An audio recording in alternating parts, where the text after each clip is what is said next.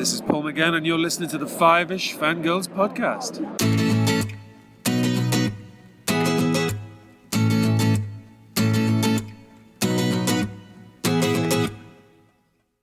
The Tangents this week continue all the way to episode 481 of the Fiveish Fangirls podcast, and we have got a lot to cover, but that is okay. If we get lost, all we've got to do is follow the yellow brick road. Welcome everyone to this week's episode of the Fiveish Fangirls podcast. So glad you could join us. Let's start off like we do over the virtual table and see who's joined us this week. This is Holly from Wisconsin. And this is Rachel in Indianapolis, Indiana. Hello, everyone. Hello. We are back Yes. again. At least I was able to let people know this time. Yes. I was able to post something, so yeah. Sorry, that one's on me. I was afraid that was going to happen. But yeah, I had a medical appointment that ended up going longer because it was initial appointment. I've been diagnosed with carpal tunnel, so like I said in the post, it's not anything super serious, but it is becoming an issue enough that I went to my doctor about it, had a bunch of testing done, which Holly and I were talking about me now getting the bills for, and thank you, U.S. healthcare system.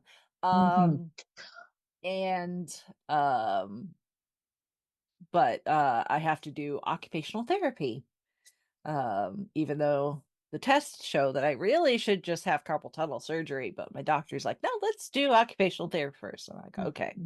There's hoops and process that needs to be followed. Yeah, Can't we which fast track this? I understand, it's like, it's a common procedure these days, but still, I mean, once odds are I'm probably still gonna have it. Right. Even the occupational therapist was like, okay, we'll do this for a few weeks and we'll see how you do. Because even she's not necessarily like this might be the cure. Yeah. So but once I do have it, it is going to put me out of commission for a little bit, because unfortunately it is on my right hand and I am right-handed. So the recovery, there is a little bit of recovery time where I'm not gonna be able to use my right hand, and that's gonna be very inconvenient. So I had my first occupational therapy appointment, which meant doing an assessment and going over my medical history and all that fun stuff. So it takes longer than just jumping right into it. So that is why we ended up not having a show last week, because it happened to be on Monday evening. Because that was the only spot available. That was the earliest spot available. It wasn't smack dab in the middle of the workday. So that's what I had to take, and thankfully all my upcoming therapy appointments I've been able to schedule a little earlier in the late afternoon, so they're not as conflicting with life. So, but yeah, carpal tunnel, not fun, especially now that it's gotten very cold, because it already hurts, and then you add the cold, and it's just adding insult to injury. So, if the wizard actually had any power, I would ask for a new body. But as we all know, the wizard is a sham. So I'm gonna have to use modern medicine instead. So that's what's going on there. That's why we had the little kerfuffle. So like I said, medical thing, not super serious, just time consuming and annoying. So that being said, because we had no show, things are a little backed up, and we need to get going with the things. So biggest thing right now is Disney is announced that they're turning their attention to the Hollywood studios and the area where Muppet Vision sits is where, which we knew with the D23, they announced the Monsters Inc. attraction, and that kind of area slowly has been turning Pixar. Part of the park has slowly been turning Pixar-ish, because they had Toy Story Midway Mania for the longest time, and then they've since added like the Pixar place with the Slinky Dog coaster and things like that. So it's slowly building up like a Pixar-esque area. It's mostly Toy Story right now, but now we're getting the Monsters Inc. attraction. So that means, of course, changes to the parks. So Muppet Vision 3D, which is one of the last things that actually Jim ever worked on before his passing, unfortunately is going to be closing for now. That is the thing, is that the Rock and Roller Coaster, which since its opening has been with Aerosmith, is going to the Muppets and of course Dr. Teeth and Electric Mayhem are going to be taking over. Since Aerosmith as a band has retired, Right. they're retiring them from this as well. So it's going to become whatever Rock and Roller Coaster. I don't know if they're gonna change the name to just Rock and Roller Coaster with the Muppets or with Electric Mayhem or what. Or we'll have to wait and see. Or are they going to rename it? Can you picture that? The rock and roll. Yeah, exactly. Exactly. Um, excuse me. So that's happening there. And then Muppet Vision has to close for them to build the Monsters Inc. attraction. Now Disney has not officially said anything, but the idea is they have said that they are exploring ways to preserve the film and other parts of the attraction so that fans can still enjoy it in the future. Well, that's So good. there are That's some locations hopeful. that are not utilized consistently that the movie could move to. What I don't think it's just gonna be a matter of like pulling everything out of the building and plopping it somewhere else. Hopefully a lot of the or at least a good number of the stuff from the queue for the attraction where it's you feel like you're like backstage at a theater. So there's Mhm. props and costumes, and there's a lot of sight gags and puns and stuff. My favorite is a net full of Jello. Uh, an homage to Annette Funicello. It's a giant net and it's got blocks of Jello in it, so it's Ah, net full neat. of Jello. So hopefully some of the things like that will either go into the queue for Rock and Roller Coaster or wherever the movie goes. But yeah, usually when stuff closes, that's it. Like sometimes they will put homages to what was there before in whatever replaces it.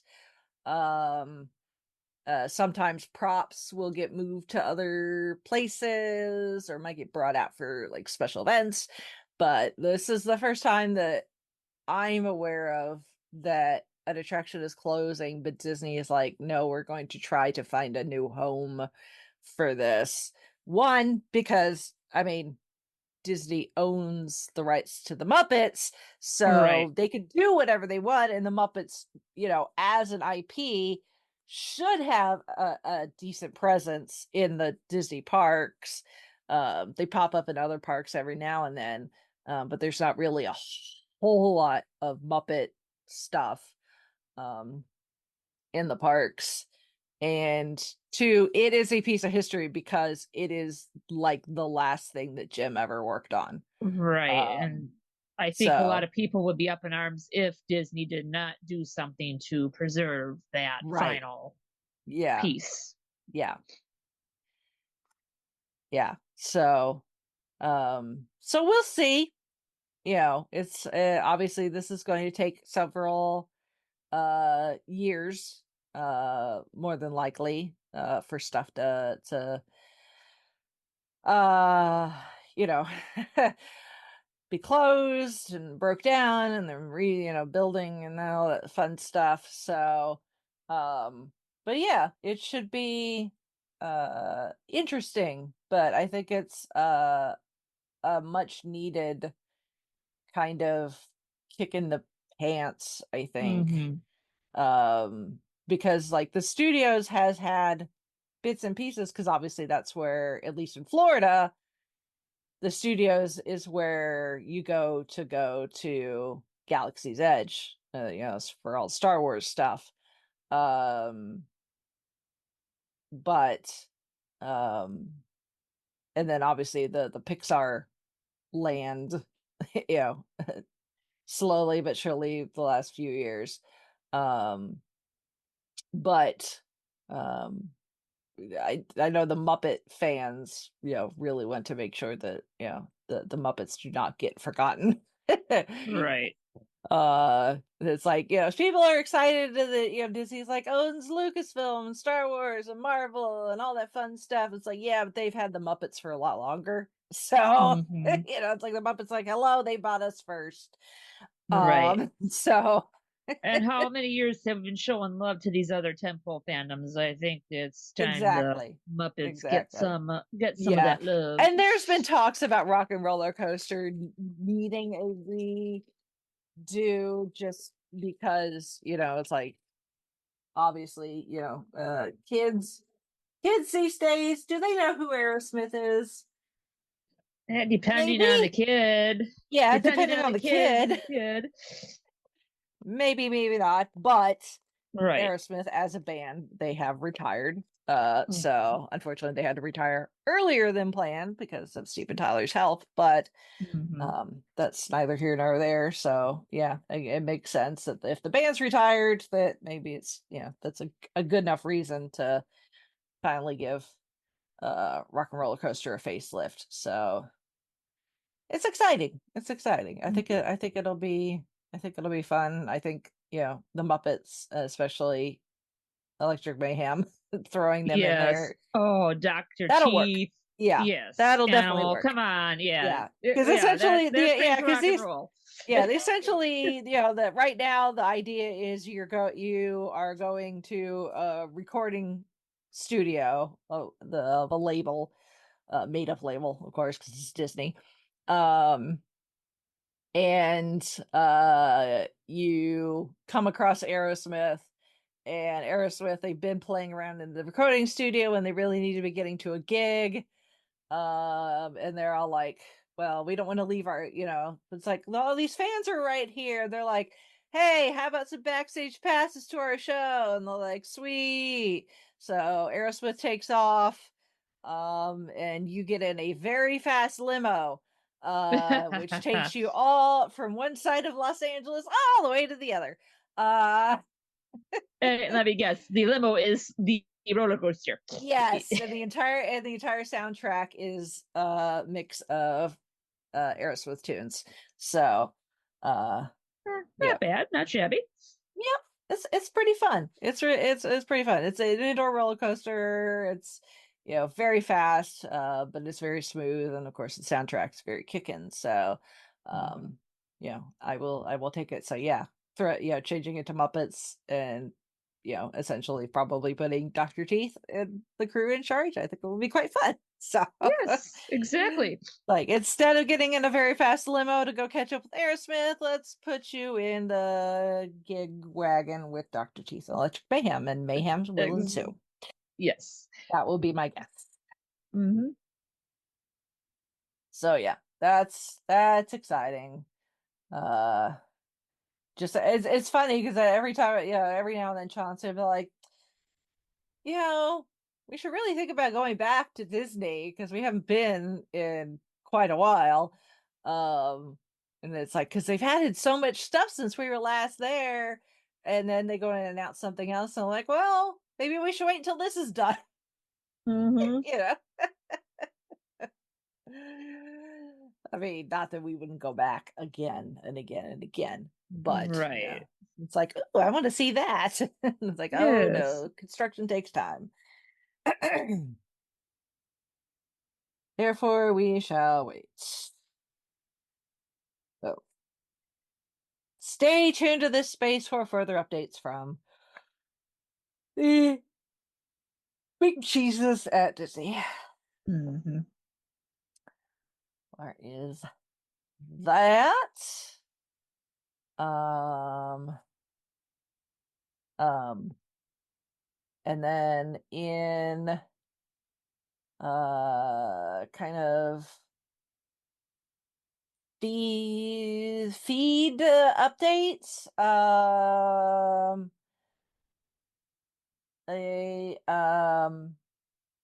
you've got if you are not subscribed to our friends Frank Mendoza because every time we say his name on Gold Standard I have to say it that way, Mendoza. His one of his he's got several podcasts, but his main podcast that he's been doing for a while, Silver Screeners, is Zan and Nick and I did sat down with him to talk about the compare and contrast the films, The Imitation Game, which is starred Benedict Cumberbatch, and he it's a true story about Alan Turing, and then compared and contrast that with the film that I believe they came out the same year. Yeah, they came out the same year. That's part of the reason why we did it. Is and we actually already we reviewed this movie on did we review this on Gold Standard? Maybe not. Theory of Everything with Eddie Redmayne. So again, based on a true story, about brain freeze. Help me out here. Yeah. The scientist just died. Hawking? Yes, Stephen Hawking. There we go. Brain freeze. Yes. My brain was a little frozen too, so I had to Yeah. do the old hand solo. It's gotten so cold. It's not even funny. When I say brain freeze, I might literally mean it. Yeah. Yeah, Stephen Hawking, Alan Turing. Yeah. Both true, based on true stories about famous scientists, one slightly more famous than the other. So we compare and contrast the two. But yeah, go of course, Silver Screeners you can find pretty much where you find podcasts. But yeah, that was fun to sit down with Frank and discuss, compare and contrast those two films. And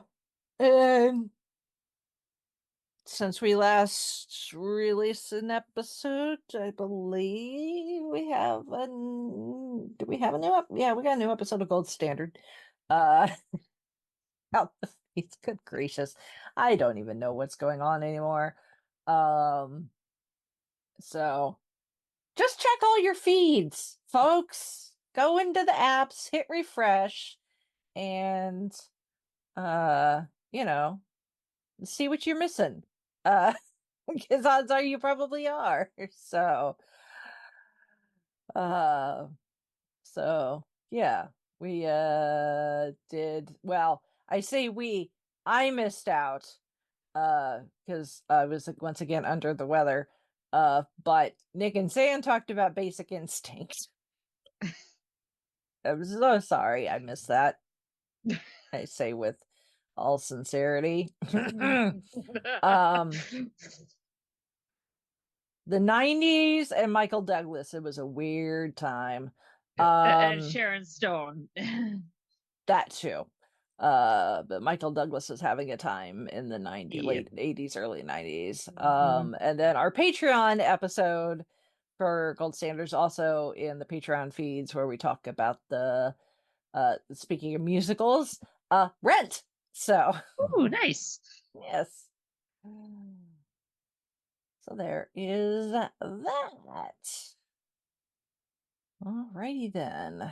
And then of course, we are in a new month, so that means book club updates. Yes, book club update. Our book for the month is The 10 Days of Christmas, which is a 10th Doctor and 10 days of his adventures during the Christmas season. And then our January poll, our choices are Doctor in Wonderland, which is a Fifth Doctor adventure set in the Alice in Wonderland universe. Prisoner of the Daleks, The Doctor Trap, and Touched by an Angel. No, that is not the TV series, ladies and gentlemen. that is an actual book. That is an 11th Doctor and Amy and Rory story. While the Doctor Trap is a 10th Doctor and Donna Noble, and the Prisoner of the Daleks is just a straight 10th Doctor, and yeah, you can guess on the tin what enemy the Doctor will be facing in that book. So your votes are appreciated. I kind of went a little old school and one new school because that Doctor in Wonderland was just released physical copy stateside. So I thought, hey, why not? So fingers crossed that your library has it. So yes, you can vote once, or if you read the synopsises and you want to change your vote, you have more than enough time to do that. Cutoff date is December 31st. Yep. So last by book midnight, club vote of the year. Yes. So make sure by midnight when that ball drops, you have your vote submitted. Yeah. Then Holly will know because she'll be up. Hard to say, but then again, who knows? Yeah. I think I know which one Coco would vote for. Yeah. Yeah. Uh-huh. Oh. And I think I know which one Christy would vote for. Yeah. All right. There's that. And we've got a lot of feedback because we did not have a show last week. So, and Shalane had sent in quite a bit.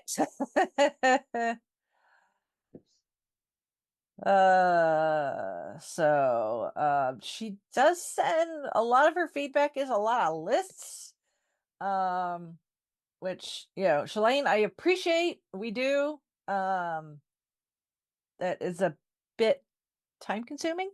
So don't judge if we skim a little here for some of your feedback, just as we do have a lot to talk about once we get past it. So first up, her feedback from a couple of weeks ago said doing a double episode for Agatha and Only Murders in the Building is a great idea. It'll help you girls stay on schedule for the rest of the year.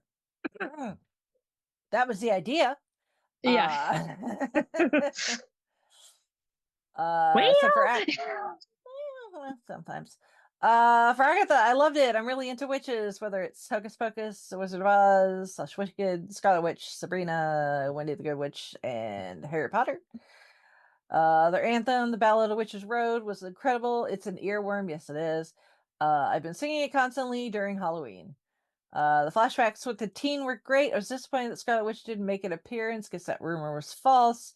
Still, I'm curious to see what happens next to Agatha and Teen, especially with him finding his brother and maybe his mother. Let's see if this ties into Young Avengers. Hopefully. I read that Agatha had a lot of Wizard of Oz vibes, and there are Easter eggs for the Wizard of Oz and other pop culture witch classics like The Craft and Bewitched, trying to avoid spoilers, though obviously this is before she'd finished. watching it. People mentions people she knows from Parks and Rec are also in the MCU, which that was fun. She and I were talking about that. So I might need to rewatch Parks and Rec. Good idea. She mentions a number of movies she's seen Steve Martin and Martin Short in separately. Obviously, they're together in a few things. Again, she mentions some stuff she's seen Eugene Levy, Jane Lynch, and Richard Kind in, like Schitt's Creek. Which if you've never watched Schitt's Creek, I highly recommend you do. It is so quotable. Same. Yes. Obviously, I think a lot of us know Jane Lynch from Glee. One of the few people to come out of that without any sort of like drama or controversy. Yeah. Yeah.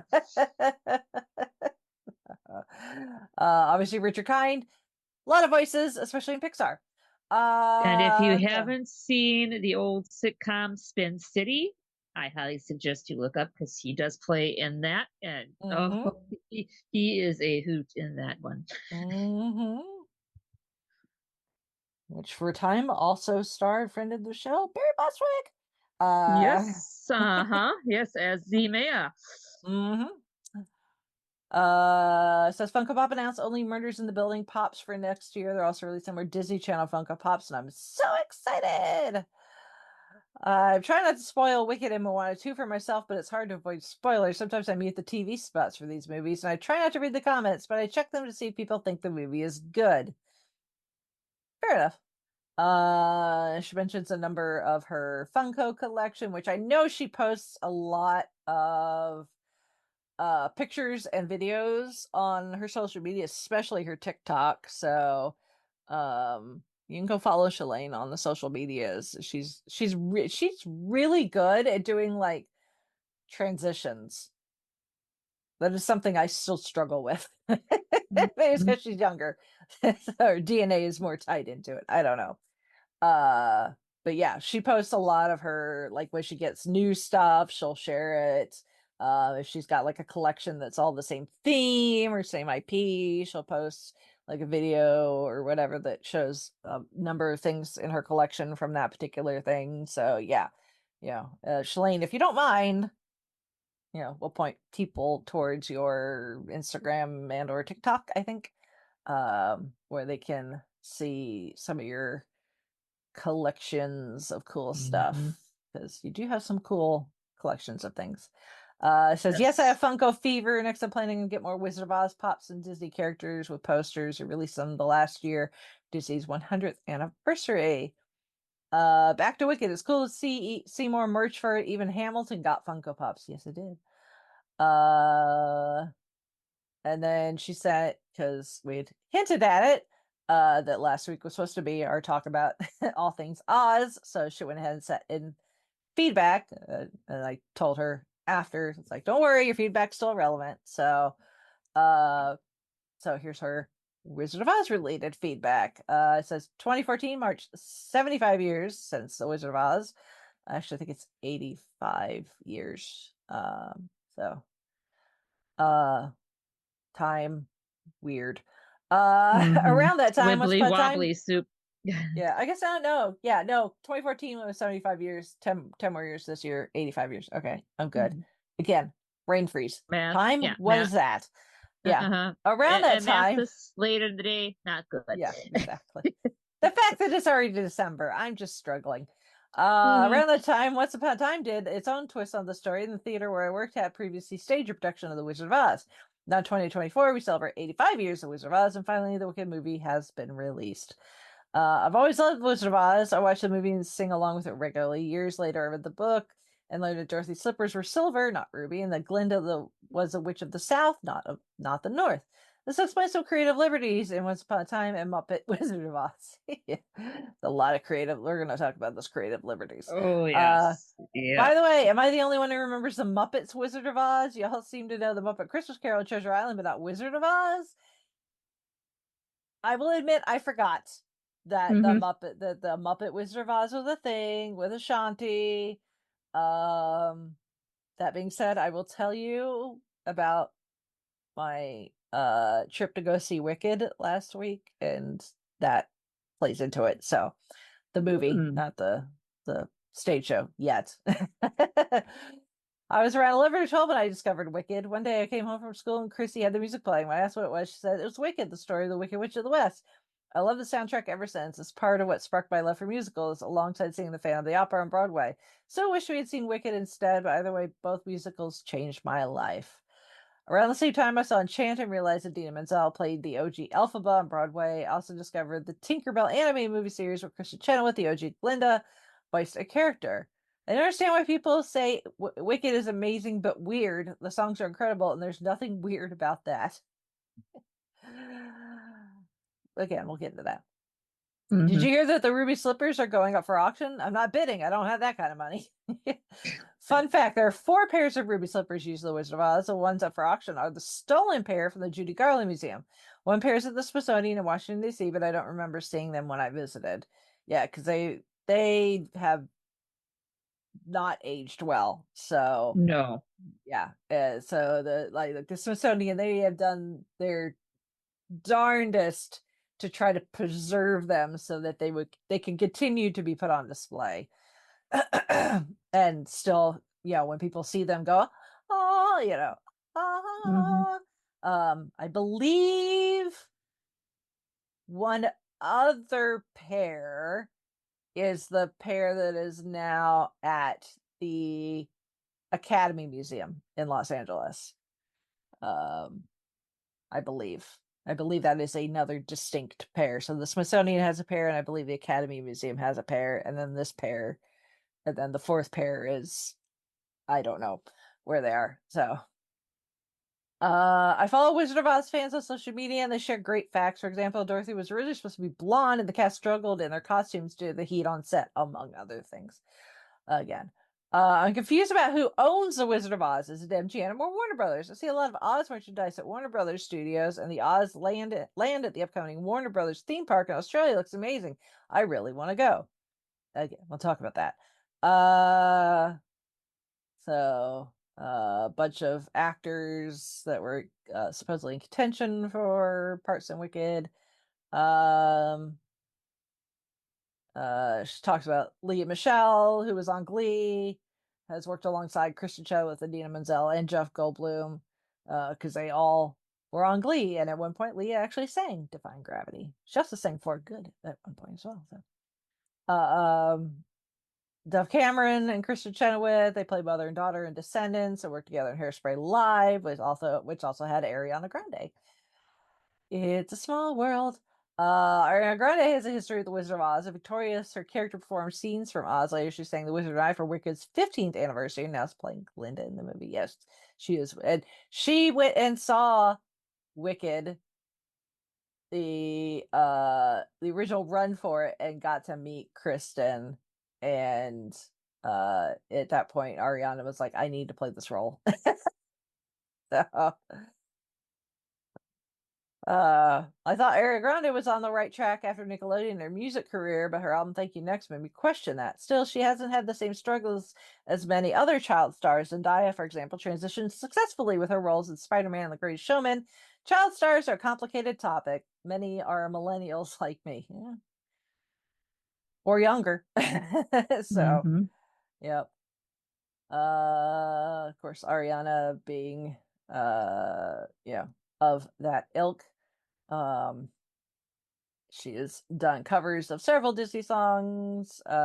She mentions fans wanted her to play Meg in the live action Hercules. That's because she has very Meg hair. So I've given Disney and Nickelodeon stars a second chance. Miley Cyrus has become a Disney legend. Selena Gomez is producing the new Wizard of Oz series and stars in Only Murders in the Building. Zendaya is thriving in the MCU. Ariana Grande is Galinda. And Miranda Cosgrove starred in the iCarly reboot. I also read memoirs by Melissa Joan Hart, Judy Sweeten, and Ralph Macchio. I understand why Once Upon a Time made Dorothy an iconic character for the LGBTQ community, much like The Wizard of Oz itself.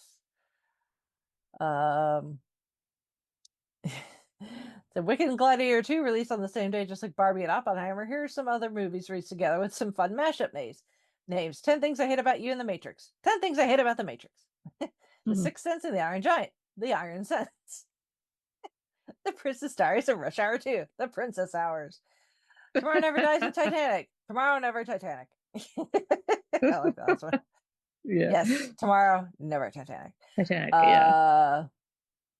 yeah. Some more celebrity connections, some other famous movie props, like the necklace from Titanic, the golden ticket from Willy Wonka, Indiana Jones's fedora, the DeLorean. There's a lot of movies out there where it's like you think about one specific iconic prop or costume piece. Yeah. So Wicked is the first movie musical to be split into two parts, but other franchises have done it, like Harry Potter and Twilight and Hunger Games. Yep. Disney wanted Oz and the Great Powerful to be the next Pirates of the Caribbean, but it didn't succeed like Pirates. Michelle Williams shown as Glinda. Disney's next big hits were live action remakes like The Jungle Book, The Lion King, and Aladdin.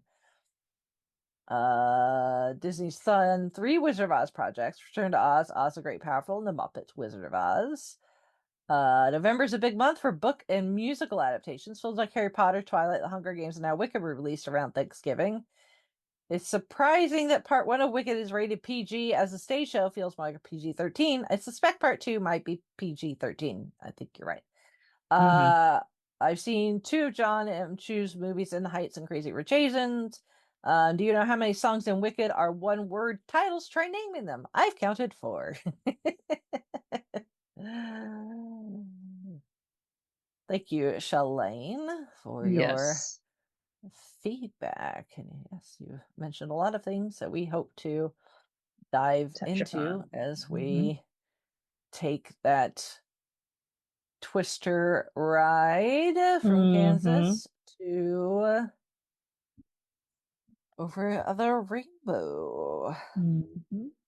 So yes, as if you haven't figured out by now, we're not just talking Wicked, but we are talking as much Wizard of Oz and Oz related things as we can try to conjure up. So this IP has been around for a very, very long time, and there's a lot to it. Shalane mentioned who owns what. It's been used so much by so many different people that it's kind of hard to keep track of. Isn't the main story like now under common use or whatever now, or am I completely wrong? No, you're exactly right. Public domain. Public domain. Yeah, you're correct with that. So, Frank Baum, who's the author of the original Oz books.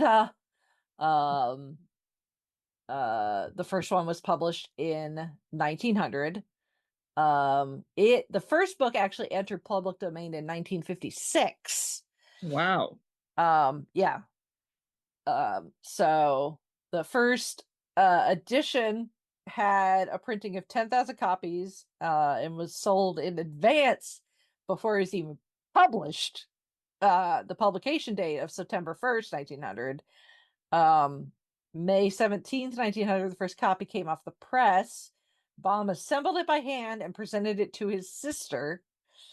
The public saw it for the first time at a book fair in Chicago in July. Its copyright was registered August 1st, and then full distribution followed in September. And then by October, it already sold out, and the second edition of 15,000 copies was nearly sold out. So by the time it went through the public domain in 1956, it had sold 3 million copies. That's just in the first book. Because they're of the ones that Baum wrote, there are 14. So he wrote 14 before he passed. So and actually the book's publisher predicted a sale of around 250,000 copies, which at the time that was pretty good. Right, yeah. However, the publisher George Hill did not predict that the book would be widely successful. He only agreed to publish the book when the manager of the Chicago Grand Opera House committed to making it into a musical stage play to help publicize the novel. So it had its first adaptation in 1902. Yeah. It was the play The Wizard of Oz debuted June 16th, 1902, and it was crafted as a musical extravaganza with costumes modeled after the drawings that appear in books. Funnily enough, the publishing company went bankrupt in 1901, and another company, Bob's Merrill, which actually at the time was based here in Indianapolis, resumed publishing the novel. And by 1938, more than 1 million copies of the book had been printed. The book is the story. We'll get into the story. So the musical extravaganza from 1902 premiered at the Chicago Grand Opera House, and then went on tour throughout the upper Midwest before moving to the Majestic Theater on Broadway in 1903, where it ran for 293 performances through October 3rd of 1903. Wow.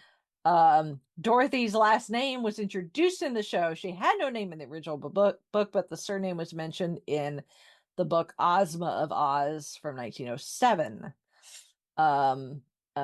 Toto is not in this stage version. Instead, Dorothy has a cow named Imogene. Imogene. Yes. The Good Witch of the North causes a snowfall, which defeats the spell of the poppies. They put Dorothy and the Cowardly Lion to sleep, so that's where the idea came from for the film later. The Cowardly Lion was mostly a bit part, mostly to add comedic elements to it. The Tin Woodman is called Niccolo Chopper. In the book, he had no name, but was called Nick Chopper in the sequels, and actually in Wicked as well. In the book, the Wicked Witch of the West is mentioned, but does not appear in this version. And there are new characters like King Pastoria II and his girlfriend Trixie Trifle, and Cynthia Cinch, and Nicola, who is Nicola's love interest, and Sir Dashamoff Daly, Dorothy's love interest. Huh. These are like interesting names. They kind of these could be drag names. Yeah. Trixie Trife, Cynthia Cinch, Dashamoff Daly. Dashamoff Daly. I mean, what kind of a job does Dashamoff Daly have? Acquiring names, want to know. Apparently, he was a poet. Huh. So he dashes off poetry Trixie daily. is a waitress. So, yeah.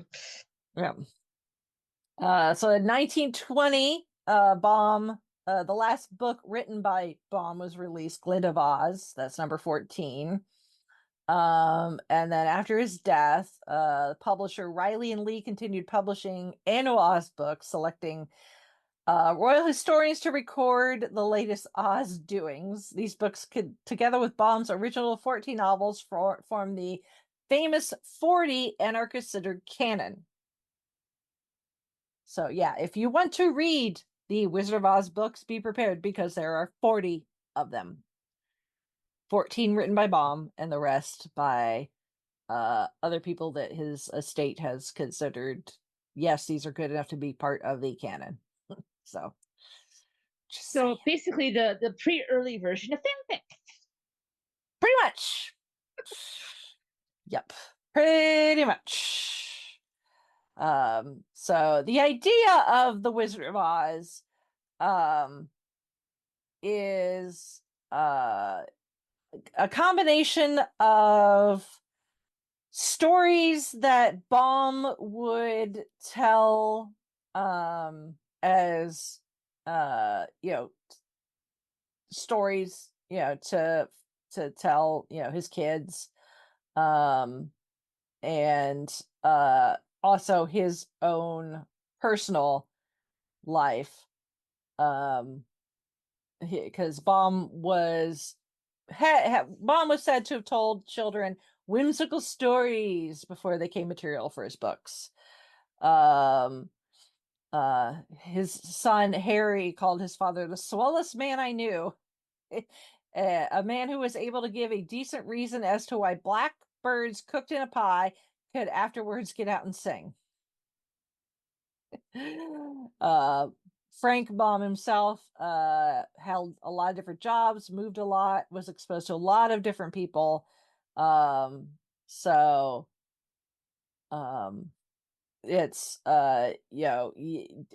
some of the inspiration you have to kind of take with a grain of salt, because Baum would say supposedly this character was influenced by this, but then other people would say, oh no, it was probably more this and that sort of thing. We are talking about material that is more than 100 years old, so it's all just hearsay at this point.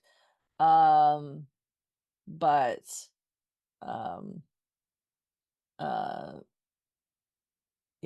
things like supposedly Baum as a kid had nightmares of a scarecrow chasing him across a field, so that might have been where the scarecrow came from. Supposedly he had a love of window displays, and that's where the idea of the Tin Woodman may have came from. Because supposedly at one point he made like his own art piece or whatever from a wash boiler and some stovepipes and a saucepan, and it kind of looked like a person. So supposedly Dorothy is named after their his and his wife's niece, Dorothy Louise Gage. So and unfortunately, real life Dorothy died at the age of 5, because of an illness. So he, as an homage, uh, he named it the character after his long deceased niece. So I mean, he lived in all sorts of places. He lived everywhere from South Dakota to Chicago. So and those are very, very vastly different, even now, let alone in the late 1800s. Some people also think maybe he was influenced by Alice in Wonderland and the fairy tales of the Brothers Grimm and Hans Christian Andersen. So, you know, authors, where do they get their inspiration from? All sorts of places. So, but yeah, that first book sold pretty well. Had that first adaptation, and did pretty good, I would say. Um, so um, there there was actually film from uh there was a 15-minute film done in 1910 based on the 1902 stage musical, but unfortunately, that film has lost, That's too bad. to the annals of time. So there's several so there are several actually, not necessarily like film, like full. I mean, obviously, 'cause we're talking about the early days of film anyway. So like little bits and pieces of the stories put to film. A lot of that is lost, unfortunately. There's some live action, a lot live action. There's an animated short done in 1933.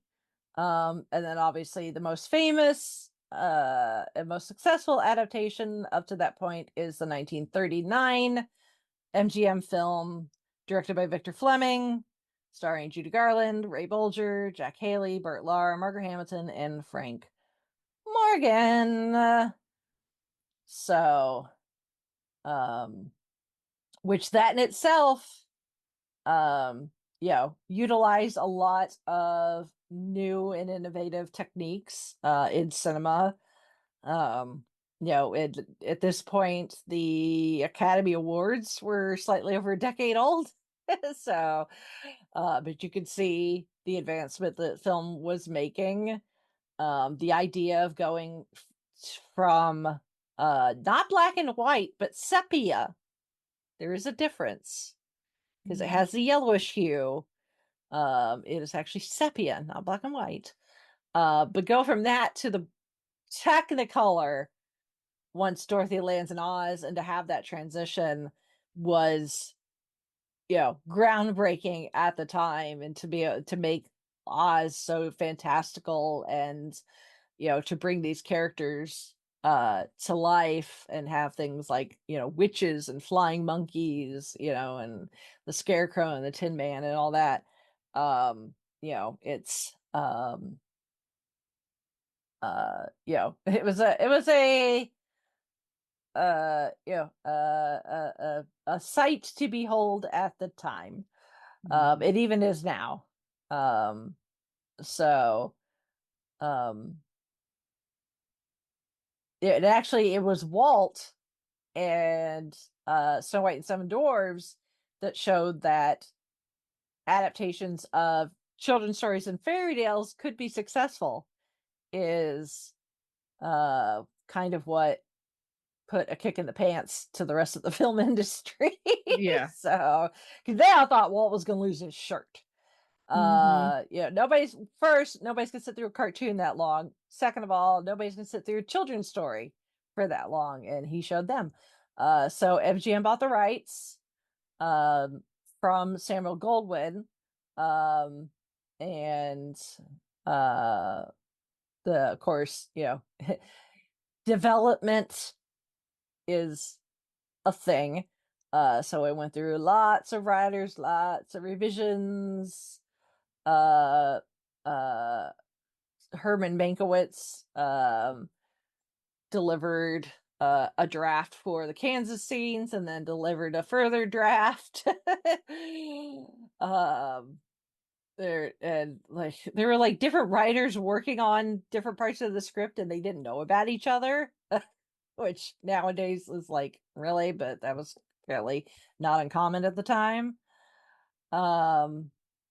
So then they, eventually they got the script, nailed down as best as they could, and then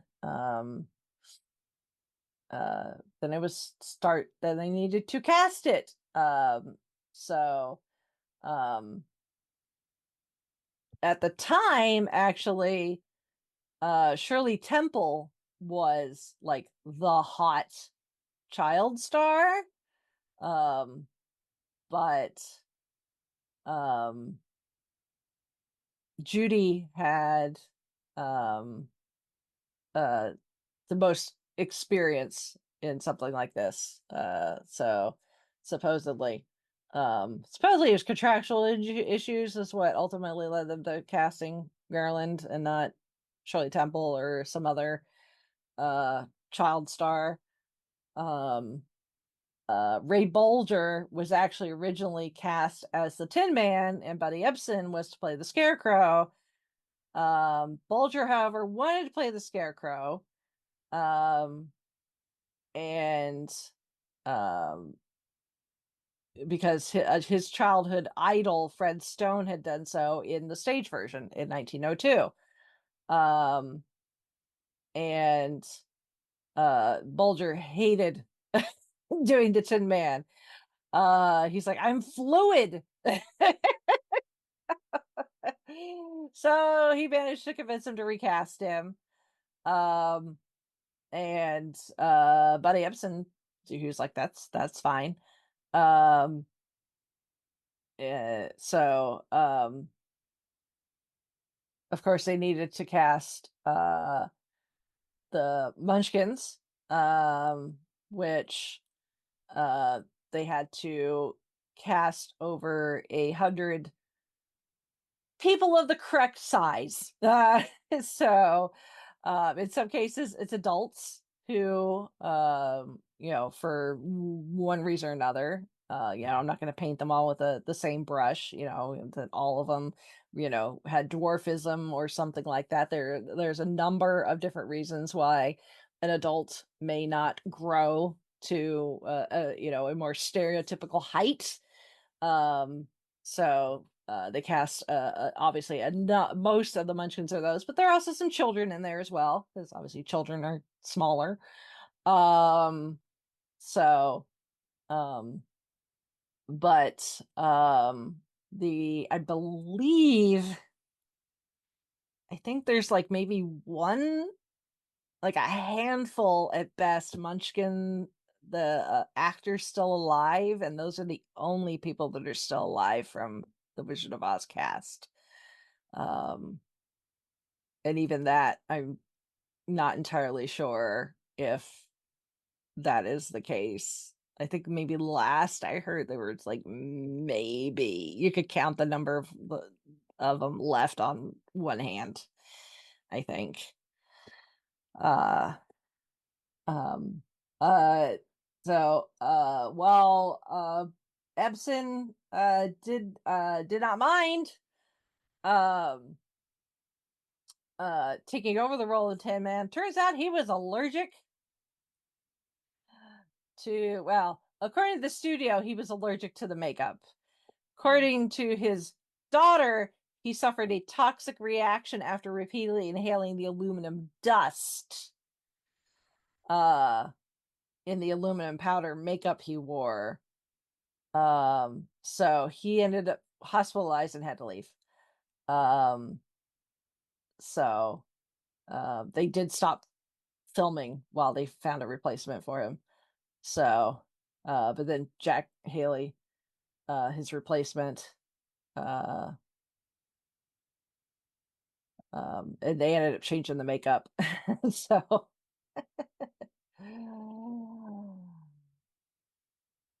now George Cukor, who was a famous director at the time,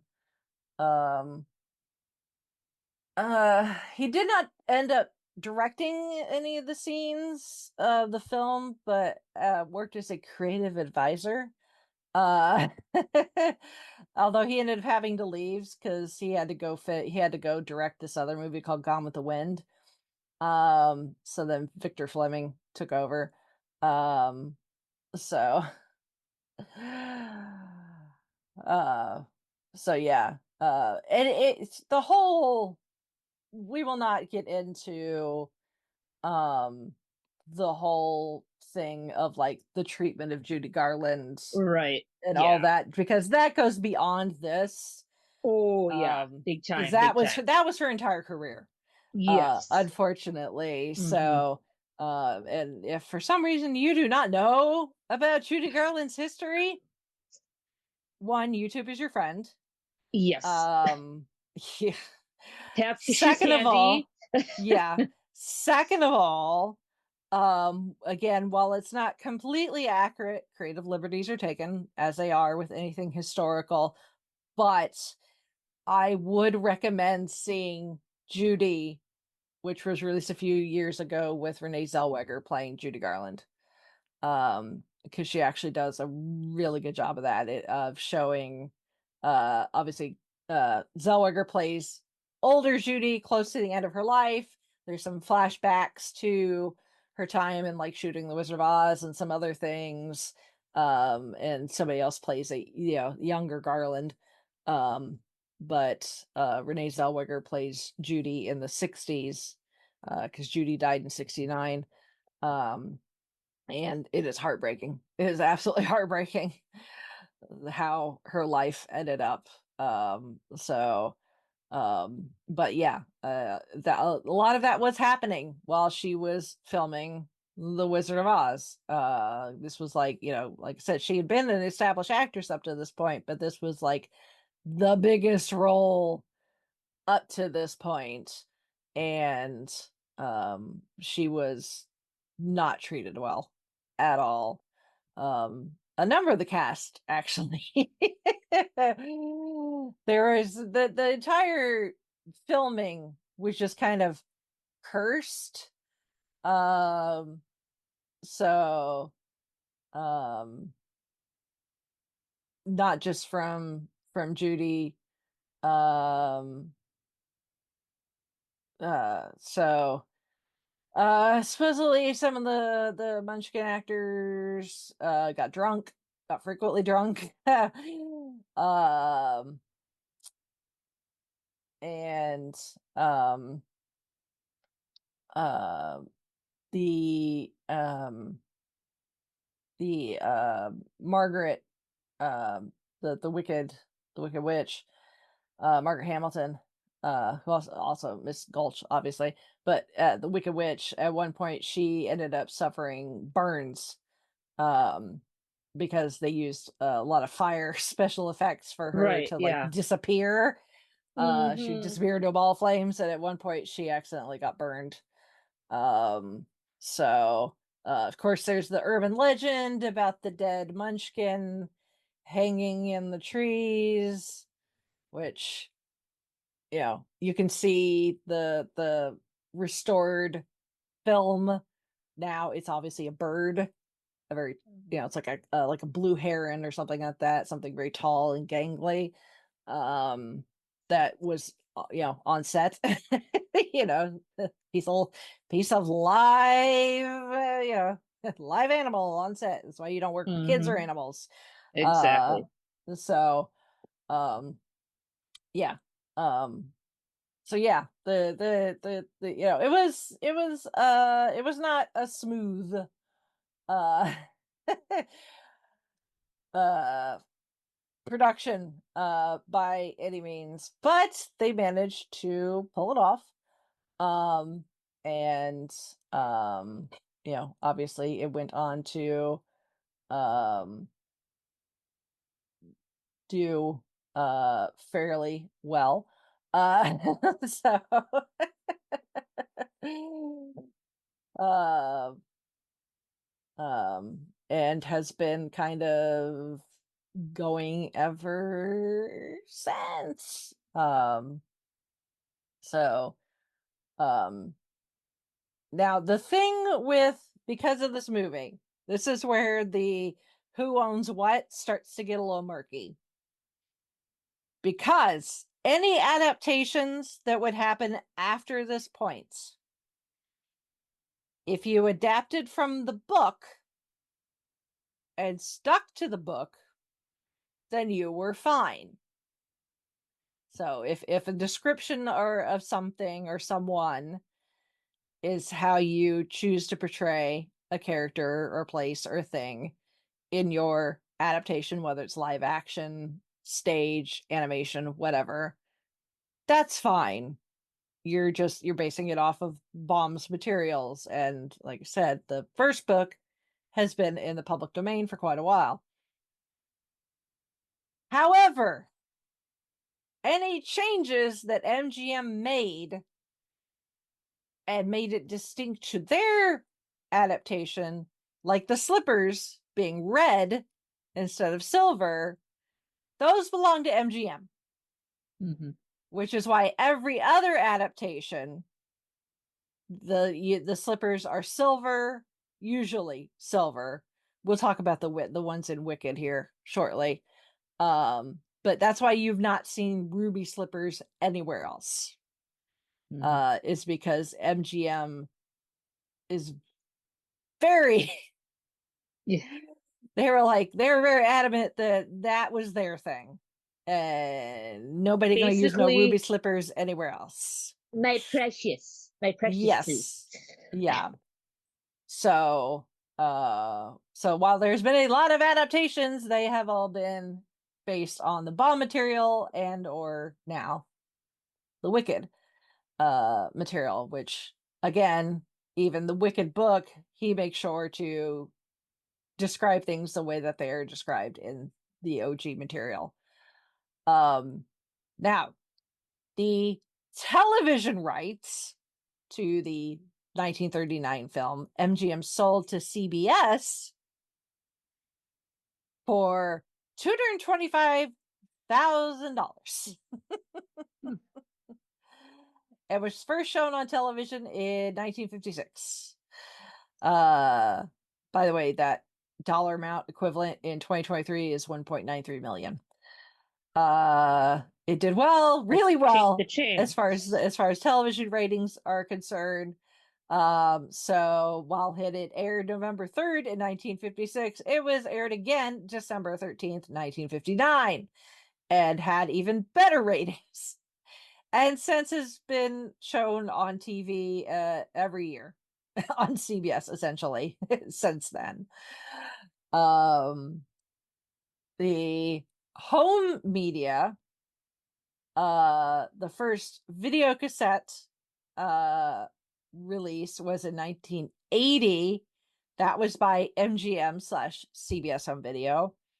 All current home releases are by Warner Home Video via current rights holder Turner Entertainment.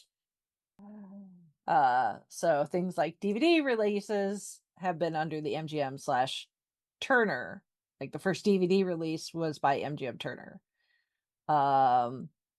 And it was re-released by Warner Brothers to celebrate the film's 60th anniversary.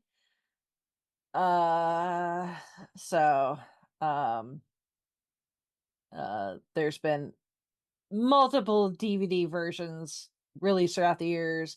There was a Blu-ray release in 2009 for the 70th anniversary and a 4-disc Ultimate Collector's Edition. And then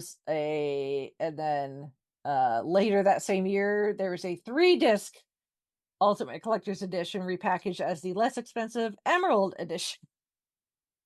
And then there was an Emerald Edition 4-disc DVD that was released a week after that. And there's a special edition DVD that's just a two-disc which is a single Blu-ray and all the extra features on special 2-disc special edition DVD.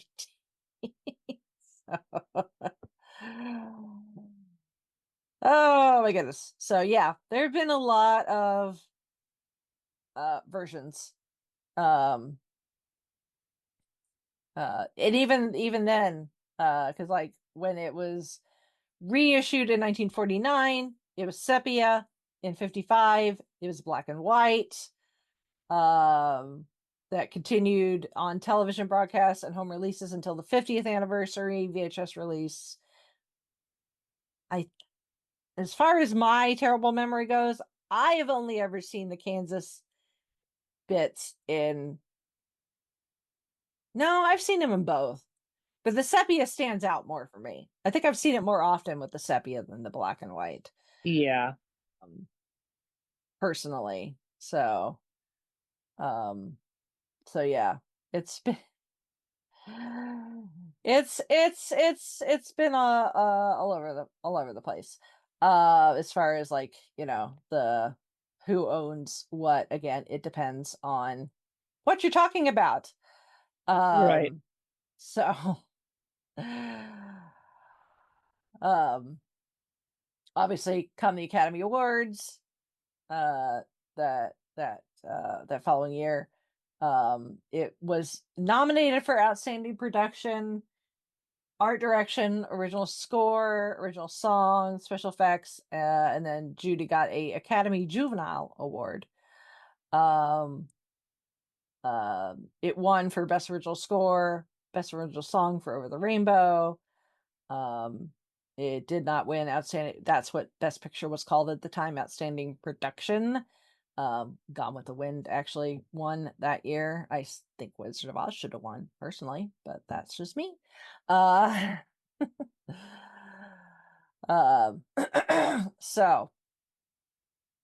that is the most well-known adaptation, is the 1939 MGM film. That being said, there have been a lot of others. Yeah. So a lot of them live action. Again, Hmm. some animated. There was in 72, there was Journey Back to Oz, which features Liza Minnelli as the voice of Dorothy. So daughter picking up where mom left off. Hmm. So, which I've seen clips. No offense to Liza, she's a fantastic performer in her own right. Her voice not the same as her mother's. No. Her voice is very distinct. Yes. Um, so uh and then in 1974, The Wiz opened on Broadway, um, which is a more urban retelling Hmm. of The Wizard of Oz. So it is primarily African American. The cast is meant to be mostly people of color. Um and yeah, that opened in 74. I'm not sure um what year it exactly. Well, it opened in Baltimore in October of 74 and then moved to Broadway in early 75. It did end up winning Best Musical at the Tonys. Um, I'm not sure at where how long it originally ran on Broadway. Oh, it moved to a different theater in 77 and then closed in 79. So somewhere in there between 75 and 79, my mom saw it Okay. on Broadway Cool. and absolutely fell in love with it. So um so when the movie was released in 78, she was greatly disappointed. Uh-huh. Not that the movie is not that the movie is extremely terrible. Her biggest issue with the movie is the introduction of the wizard. Um, because this version, Dorothy is a young early 20s school teacher, lives in Harlem with her aunt and uncle, and she gets oh excuse me she gets it's around Thanksgiving, and her aunt and uncle are constant and the rest of her family are getting on her because she's already in her early 20s and she's living at home and she's got a life and that sort of thing.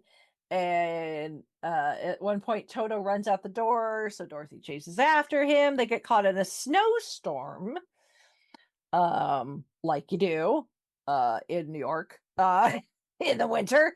And that's what transports her and Toto to Oz, where she kills the wicked witch of the East, who actually has a name, Evermean. Um and that frees the Munchkins. And the good witch is called Miss One. She gets silver shoes. She has to follow the Yellow Brick Road to Emerald City to get help from the Wiz. And she meets her friends, the Scarecrow, the Tin Man, and the Cowardly Lion. And they all have their own musical numbers. Um, Famously in the film version, Dorothy is played by Diana Ross, and the Scarecrow is Mhm. played by Michael Jackson. Yes. Which, I mean, of Michael Jackson's, dipping his toes into acting, this is not bad. No. Because this is 70s Michael Jackson. Yes. So, he's still fairly young, so he can bring that youthful playfulness to the Scarecrow. Yes. So a lot of the other cast, at least in the film, are a lot of famous people from um entertainment as well. Like Lena Horne, who plays the Witch of the South. Mabel King, who played Mom on What's Happening? Yep. She plays Eveline, who's the witch of the Wicked Witch of the West. And Thelma Carpenter, who plays Miss One, the Good Witch of the North. She was a jazz singer and actress.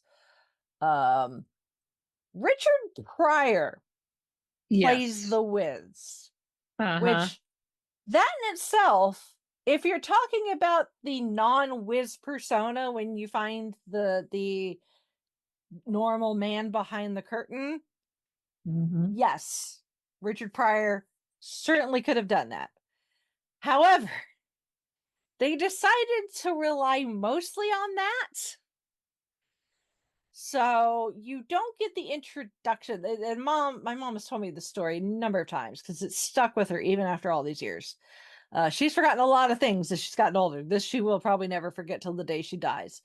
She is told this story about how when she saw the Wiz on Broadway, and they finally get to the Emerald City, and it's time for Dorothy and her friends to meet the Wiz, and they enter his chamber or whatever, and it's all kind of scary, it's obviously green, but it's dark and scary, and there's smoke and fog, and this very heavy music is playing, and out of seemingly nowhere, this I think in the way when she saw it, like this platform seems to come out of nowhere through the mist and the haze and everything, and there's this very imposing man wearing this suit, just standing very tall with his arms crossed, looking very serious, and like you just tell you don't want to mess with this guy. Right. And he's not moving, you can barely tell he's breathing or blinking. He just comes out, and he's just this figure of power and authority, and this music is building up, and then all of a sudden he his arms are crossed, and all of a sudden he points to Dorothy and her friends, and he's like, "So you want to meet the wizard?" And he goes into his song. That's not what happens in the movie. Richard Pryor falls off a cot. That's how we're introduced to the Wiz. Yeah. Like, my mom was so pissed when she saw that in the film. She's like, "No, thankfully, when they did the Wiz live several years ago, they made sure to do the proper entrance, the stage version entrance of the Wiz. But just like, because I remember watching it, my mom wouldn't show it to me, even though she knew. She wanted to tell me. She's like, "This is not how it went on Broadway." I'm like, "Okay, Mom." Uh, so, uh, so yeah, if you listen to like the soundtrack of like the OG Broadway cast, and just listen to it and just imagine that imagery, and then see Richard Pryor, and it's just like, ugh, really? So, that being said, there's just some really good songs in The Wiz. uh their theme for going following the yellow brick road, ease on down the road, very catchy. um Actually, most of uh the individual characters singing songs are good. So although I think I'm partial to the lion. I'm a mean old lion. Uh, I'm partial to the lion in particular. I think it's quite fun because he's trying to come off really badass, and we all know it's just a front. So um Home, which is Dorothy's song, is beautiful. Um and Everybody Rejoice slash Brand New Day, which is the song that everybody sings after the Wicked Witch is destroyed, is also really good too. So it helps that you had people like Quincy Jones and Luther Vandross helping to write some of the songs. Uh, so you got some good power behind that, at least as far as the film goes. Um, so yeah. Just know that they tried.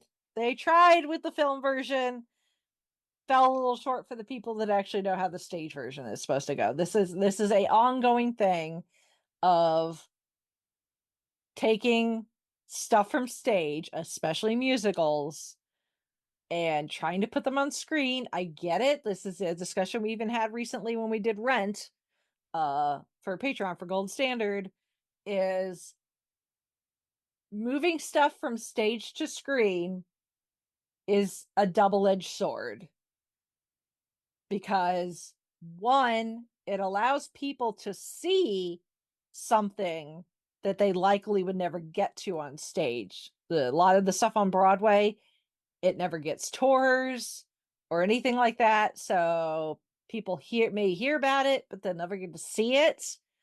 Because if you want to see, a big musical, you either need to go to New York, which is not easy to get to.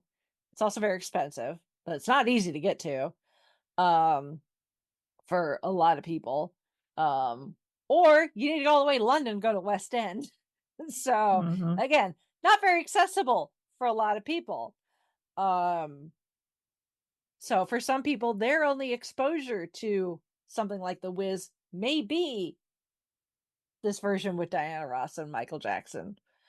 For better or for worse. That being said, not everything translates, so you got to make adjustments. Obviously, going to film gives you a lot more literal and figurative room to play around in because you're not constrained by a stage. It allows you to do choreography and set design and all sorts of things that would not necessarily translate on a stage, because people are only seeing it from certain angles. You can do all sorts of straight down, backwards, forwards, upside down with cameras, and all sorts of things. Not, and then you go throw special effects and stuff in there, and you get all sorts of stuff you can do. Sometimes people take that and they run for a mile, and that's how you end up with things like Cats. So, like I said, it's a double-edged sword, adapting from the stage to the screen. So, Wiz, not one of the better ones. Is it Cats level bad? No. But it could have been better. Yeah. But it is what it is. So, have you seen the film? The Wiz, yeah. Yeah, okay. I mean, I've only seen it like once or twice, but yeah, it's it's interesting. That it is. That is one way of putting it. Yep. So, yeah. So, have you ever did you catch like when they did the Wiz Live on NBC, I think, or whatever, those years ago, however long ago that was? I think I decided to avoid that because it's just like, I saw the movie. I don't know if I want to see that production. see Yeah. that production. So I didn't see the one that NBC did. Yeah. I might try to track it down, give it a look, but I don't know. Yeah. Yeah. I mean, it's not it's definitely more true to it's definitely more true to the stage version. Mm-hmm. So again, it's a pretty good cast. You got Neo as the Tin Man, David Mm-hmm. Allen Greer as the Cowardly Lion, Ooh, nice. Mary J. Blige, Queen Latifah, Amber Riley. Um, so it's pretty good. So, but yeah, NBC did that back in 2015. So Okay. yeah. Uh, and then in 1985, Disney gave everybody nightmares. With the Return to Oz. Which the less we talk about that, the better, because it is nightmare fuel. Mm-hmm. All you gotta just look at the movie poster. Granted, it's a nice poster. It's a Drew Struzan image. The same man that gave us all the posters for Star Wars. So the man knows his way around a movie poster in Indiana Yeah. Jones. So you know what style I'm talking about, but just like Yeah. Jack Pumpkinhead is nightmare fuel. I'm telling Yes. you. Mm-hmm. I like TikTok though. TikTok was cute. Yeah. Yeah. Yeah. And TikTok would get another lease on life in Wicked, in the Yes. book. So, but yeah, Return to Oz. Yeah, let's not. Yeah, the less we talk about that, the better, because Yep. it's just bad. Mm-hmm. It's just bad. Oh my. Yeah, there's been several animated versions. Obviously, there's um your spins on it. There's a Tom and Jerry and the Wizard of Oz. Um there's actually there's two. There's Tom and Jerry Back to Oz. Uh there are several anime Hmm. Japanese uh animated versions that are actually quite good, and actually pretty faithful to the books. So I'm not sure exactly where you can find those. Um but from what I understand, they're actually pretty good. Um Obviously we've got Oz the Great and Powerful that Disney did in 2013, directed by Sam Raimi, uh, Yep. who I've met. Uh, sorry, James Franco, um, with Michelle Williams and Mila Kunis, among others. Um, which I thought wasn't bad, to be honest with you. Mm-hmm. Um, so, um, and then, you've got the books. Yep. So, 1995, Jerry Maguire, please, Gregory Jerry McGuire. Maguire, something completely different. Yeah. No, Gregory show me the Maguire, money in this case. yeah, no, well, he's got a lot of money now. Uh, Yes. yeah, the Gregory Maguire book, the Hmm. first book, uh, was released. Wicked, goodness gracious, like I've forgotten how to speak. Wicked, um and that is um the first, the full title is Wicked: The Life and Times of the Wicked Witch of the West. uh Hmm. uh and it is the first in the Wicked Years series, which is a set of 4 books. So there's Wicked, Son of a Witch, A Lion Among Men, and Out of Oz. Yep. Then there's a collection of short stories, Tales Told in Odds. And then there's the Another Day series that's set after the Wicked years, which is for well, it's 3 books. So the Brides of Maricor, the Oracle of Maricor, and the Witch of Maricor. And then there is an upcoming prequel to the Wicked years called Elfie, A Wicked Childhood, that's due out next year. So he is still writing books within his universe, his version of this universe, even now. So yeah. I have only read the first book, Wicked. I'm not entirely that compelled to read any of the rest of them. To be perfectly spoilers from here on out. If anyone is concerned about spoilers for the book / the stage musical / the movies, anything based off of Wicked. So if you don't want to know, because one of my coworkers, she went and saw Wicked. She's never seen the stage version. She's never read the book. So she was asking me questions. I'm like, I'm not spoiling anything for you. You're gonna have to wait a year, just like the rest of us. Even though I know what happens. So, but yeah, spoiler alert and content alert, actually, especially for the Wicked book. Yes. So everybody loves the musical. I get it. It's a banger. It's fantastic.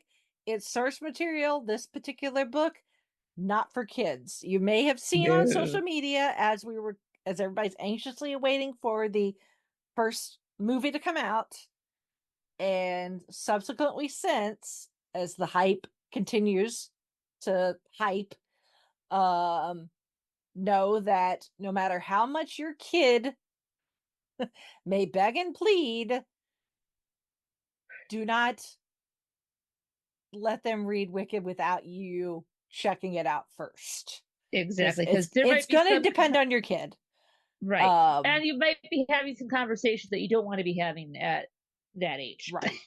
Yes, yeah, because while Baum's books were children's stories, this is not. This is very, very adult.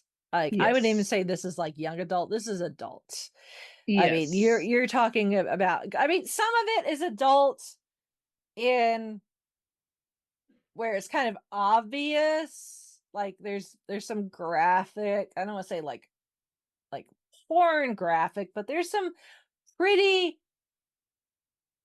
you can picture in your head based on the descriptions of sex. Most of the time that sex is consensual between everyone involved. There is one incident at the Philosophers Club, which is essentially I don't want to say a brothel, but kind of like that, where people are drugged essentially. But they think they are willing participants at the time because of the drugs. But they are, because while they are under the influence, they have people do things with other people and animals. So now the thing is with the Wicked universe is there are people, there are animals, which I imagine if you actually read the physical book, I imagine that the word animal has a capital A. And then there are animals, like what we consider animals, like your pets and sheep and birds out there. And then you have animals with like a capital A, which are animal beings who have the ability to talk, feel feelings, they wear clothes, they have jobs, that sort of thing. So they're more anthropomorphized, but they are animals that have developed more human-like attributes. And that becomes a point of contention. Actually, a big part of the plot. of Wicked. So at the Philosophers Club, while it is adult acts with a non-human, it is a big A animal, as far as I remember. So, but yeah, there's also drugs, of various kinds. There's alcohol. There's although the drugs aren't a whole lot other than what they used to kind of drug the people at the Philosophers Club. Most of the other drugs mentioned are more for medicinal purposes. Like both times that Elphaba's mother is pregnant, especially when she's pregnant with Nessa Rose, her Elphaba's grandmother, Nanny, comes by with, essentially snake venom type, supposed cure, supposed miraculous thing, stuff she could, things she can consume to make sure that her next baby doesn't come out green. So you could also say that maybe Alfie's conception maybe or maybe was not consensual. Right. You know, so it depends on how you want to interpret that. Because her mom was definitely under the influence, but how much was she willing? Again, you could interpret that a different way, a couple different ways. There's also violence. It was also quite violent. Elfie like the book covers a big stretch of time. It covers like 40 years of like Elfie's life. So it's a long stretch of time. Stuff happens very slowly. Like when she and Glinda go to Emerald City to meet the wizard, it's not like they show up at Emerald City and like in Wicked, where it's like, a nice musical song and dance number, one short day, and suddenly the wizard will see you now. No, it takes like weeks for them to travel to the Emerald City, and then once they get to the Emerald City to get an appointment to meet with the wizard, and then once you actually let into the building, like it takes like forever to walk there. Then like there's like rooms where there's multiple doors and you have to figure out which one to take and all this stuff. And then once she and Elfie and Glinda separate, Elfie goes off to the castle that was Fiero's castle, and she spends like the next like 20 years there or something like that. So before that she goes and hides out in a convent for like a decade. So yeah, it's a long stretch of time. But essentially the idea is that there seems to be a power or whatever that wants to eliminate the animals, big A animals. And in the book, it is done way more violently. Dr. Dillamond is brutally murdered in the book. He is not just fired like he is in the musical. He is killed, and may or may not have been done by TikTok, depending on how you want to interpret things. Madame Morrible is like the wizard, like, again, because my coworker was asking questions, and I was like, it's like I don't want to spoil anything for you. I was like, when it comes to Elphaba and Glinda, they're not really neither good nor bad. They are both very morally gray. Yes. And it's because they both think that they are doing the right thing. And in a way, they kind of are. Like, they have, like, the right intentions. It's just the way they go about it is pretty bad. And there's also the question of, again, free will. Because at one point, Madame Morrible puts Elfie, Glinda, and Nessa under a spell And then years later, Elphaba's not necessarily convinced that they broke completely free from that. And all their actions after that point may have been influenced by Madame Morrible's magic. But Elfie, she kind of becomes like a domestic terrorist. That's in the a way of putting way. it, yep. She becomes part of like this underground resistance, trying to help save the animals, trying to bring down. She knows Madame Morrible is not on Madame Morrible. She's evil. She is not a good character by any means. And the fact that Michelle is playing her in the movie, and it's like, I love you, Michelle, but your character is so terrible. She could play Madame evil Morrible so is horrible. bad. Yeah, I mean, she gives Umbridge a run for her money. Yeah, like she is. There's no redeeming quality with Madame Morrible whatsoever. She is a wizard sycophant through and through. Yes. The only thing. It doesn't redeem her any, but the only thing that makes it somewhat tolerable is the fact that every time she appears in the book, how she's dressed has to be described, and she's always described that she looks like a giant fish. So which I just think is funny. Like today, her dress makes her look like a giant carp. But yeah, the Madame Morrible and the wizard himself are just absolutely horrible human beings. Because basically they're getting somebody else who has the means to do the dirty work for them. Right, yeah. And play it like a fiddle. Yeah, because Madame Morrible, she does have power. Yep. But she doesn't have as the headmistress of Shiz, she's supposed to appear neutral-ish. Or at least, she's supposed to be teaching the next generation of students who may go off to Emerald City and might, work on behalf of the wizard, or they may go off elsewhere and do other things, She's supposed to be helping mold the next generation of young folks who are going to grow up and go out into the world. But no, she's an absolute kiss ass for the wizard. And they're both horrible people. Yeah, she's very much Umbridge. Except instead of pink, she looks like a fish.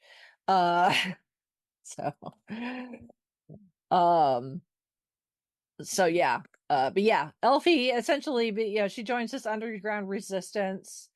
And she plays her part, but it's obvious that the group as a whole is engaged in domestic terrorism, for lack of a better description, while Glinda has seemingly gone to the side of the wizard and is pro that side.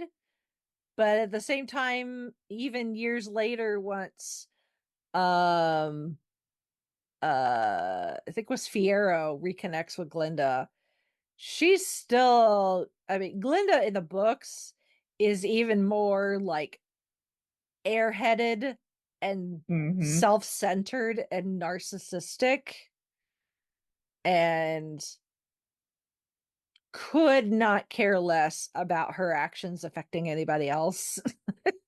It's all about her and how it affects her and her image. But at the same time, when push comes to shove, she doesn't necessarily help Elfie, but she doesn't do anything to stop her either. No. So it's like she kind of has an awakening, but again, they're both very morally gray and make very questionable decisions. So yeah, this whole idea that there's just this struggle between humans and animals, and parts of Oz supposedly are suffering, from drought, and there's religion plays a big part in it as well, because Elfie's father, not her biological father, but her father, is like the religious leader, but also like the lead that also he's also the town leader of the town they live in, but he's that because he's also like the religious head. And he is part of a religion that believes in a single deity that's the unnamed god. But then there are other people that believe in other deities. There's like saints and other beings throughout the history of Oz. Then there's some that they just don't believe in anything. They believe, they believe in science or whatever, or they don't care.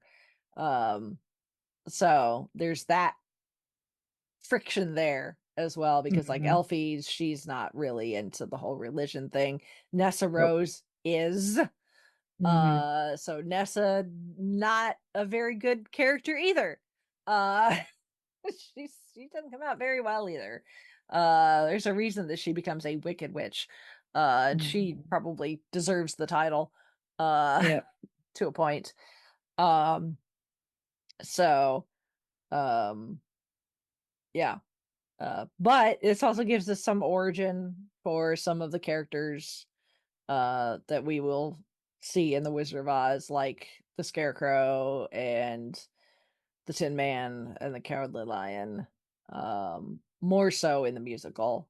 So, but yeah, the book very much not a kid's story at all. No.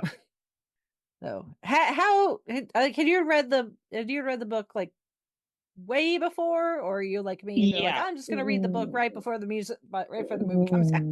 Way before, because when I read it, I think the Broadway musical with Christian Chenoweth and Ms. Menzel, that was getting to be gangbusters. And like, well, listen to the music, and it's like, okay, I want to find out more about it, and picked up the book and yeah, liked the musical a whole lot better than the book. Because it was like, oh, good. Some of this stuff is not Yeah.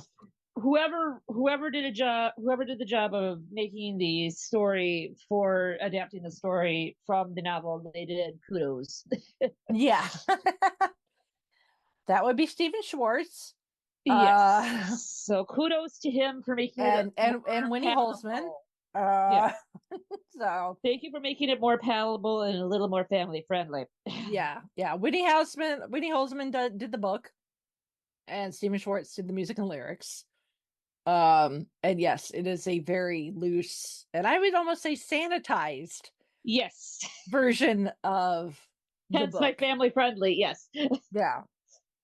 There's way more Yeah, because family my friendly. my mom came with me to see the movie, and she's just like, book. I'm like, knowing you, mom, no. Movie Yeah. will do you just fine. Book, you are just going to be 5 pages, 6 pages, and you're like, ew, not for you. Yeah. And it was actually Schwartz that discovered the novel and saw its potential for an adaptation. But at that point, McGuire had actually released the rights to Universal again, who owns what, who had a plan to develop a live action feature film, but Schwartz persuaded McGuire to release the rights to a stage production. um, and then also apparently pleaded to Universal's producer to really to um Schwartz said he made an impassioned plea to Universal producer Mark Platt to realize Schwartz's intended adaptation. So Platt signed on as joint producer um, with Universal. Um, the original draft was the idea of the retelling of the 1939 film, but from the perspective of the villain. Obviously, that is not the case. um, and so it's very much like what Glinda says in the very first number. Um, when everyone's singing about good news, the Wicked Witch is dead. Is like, um, you know, um, is are people born wicked, or is wickedness thrust upon them? And it's very much this is in some ways you could see it as a morality tale, but I think by the end of Mhm. it, I think maybe if it leaves you questioning, like what is actually good versus bad, I think maybe it's achieved its point. Mhm. Maybe if you want to go that deep, or if just have the song stuck in your head, then it's accomplished that as well. Uh so but yeah, so the stage musical, obviously a musical, for one, um but um it starts with the point in the Wizard of Oz where the Wicked Witch has just been melted by Dorothy, and then Glinda has gone off to spread the good news that the Wicked Witch is dead. And then somebody asks her, is it true that you were a friend? And then we kind of flash back. And we learn a little bit about Elfie's conception, about how her mother had a dalliance with at the time when we're first introduced, an unknown stranger. Elfie's born. It's then Mhm. everybody's shocked as the baby's crying. I always think it's funny, especially after reading the book, Mhm. how so many people seem to like lose their crap Mhm. over the fact when they meet this girl who's green, yet they live in a world where magic exists and animals hold jobs. Uh-huh. Yes, exactly. But yeah, it's like you have a goat teaching at the Mhm. university. Yes, You have bears manning coffee shops. right. Someone And with yet, green skin is gonna cause problems. right. Yeah. Yeah, especially because like when Fiyero is introduced in the book, he's got literal like blue diamonds tattooed all over his skin. Right. So it's like his skin's not like flesh colored either, at least not completely, but he seems to mind that. But for some reason, a girl with green skin is just like, Right. Yeah. like, like you just had your dry cleaning done by like a swan, yet you're freaking out because the girl's got green skin. Really? Like people live in a city that's made entirely of emeralds.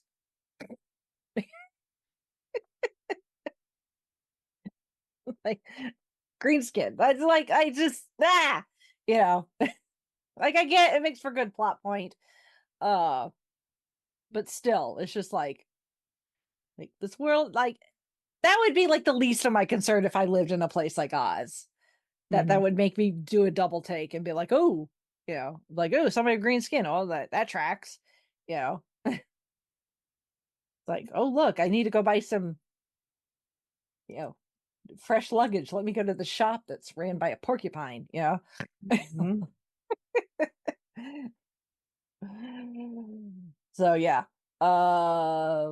She ends up going to Shiz, where she meets Glinda. And of course, immediately they hate each other.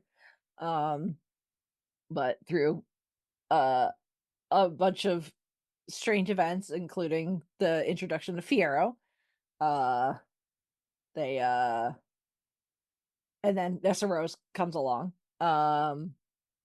That you know, Elfie and Glinda become friends.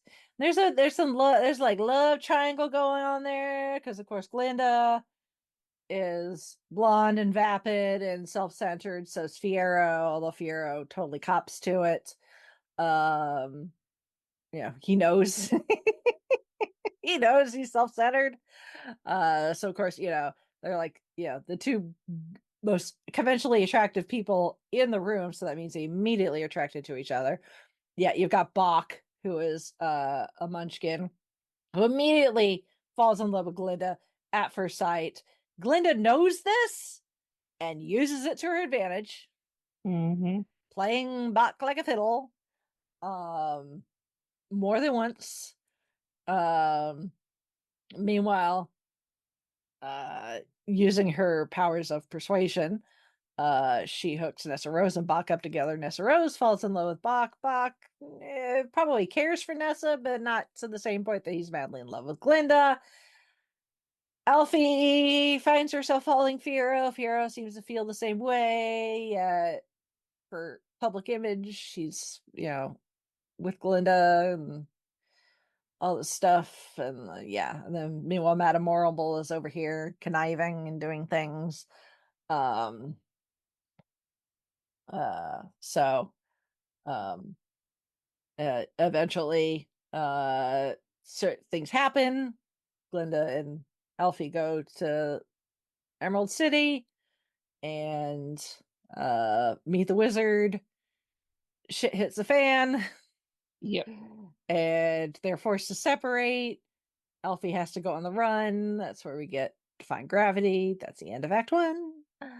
Ta-da! So the movie, pretty faithful to the stage version because of its, again, this double-edged sword of adaptations. Obviously we get a way more world building because they literally build things that cannot go on stage.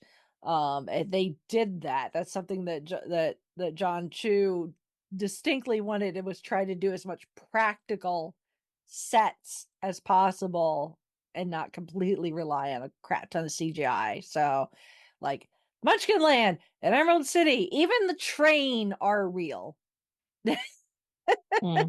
That train is legit. And obviously that also gives us room to breathe, to get more character development, to get to know about these characters. In the source material, Elfie and Glinda are in the same grade. Elfie goes to Shiz on purpose. And then Nessa comes after because Nessa's younger. There's also what's Glinda's essentially kind of nanny, minder. Like all the girls have like this elderly grandma, great aunt type that goes with them as a chaperone, like everywhere. Unfortunately, the nanny ends up dying. There's a lot of death. Yes. A lot of death. But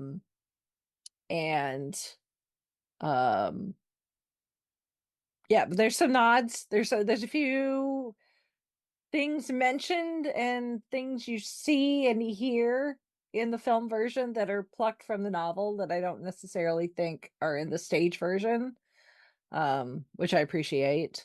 Obviously, there's a lot of nods to the actual Wizard of Oz. We get a real blink and you miss them, shot of Dorothy and her friends returning from the Wicked Witch's castle with broom in hand on their way back to the wizard. So I would say that all things considering, I think that Wicked Part 1 so far pretty faithful adaptation. I do like that they were some of the, because of the flexibility you get with film, they were able to do some really cool things visually. That's one of the first things I said after I got out of the movie was I'm like, this is going to give, because obviously when the Academy knows when there are multiple films, yep, that the major awards they tend to hold back,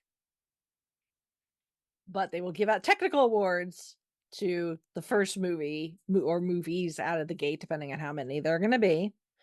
And of course, this last Academy Awards, Dune walked away with a lot of the technical awards. This is going to give Dune Part 2 a run for its money for a lot of those technical awards, like the set design. Oh yeah, the costumes, the hair and makeup. It is just the thing. Yeah, the animatronics or whatever they use for Oz, for the Oz head. I mean, woofda. Yeah. Like this is a technical achievement.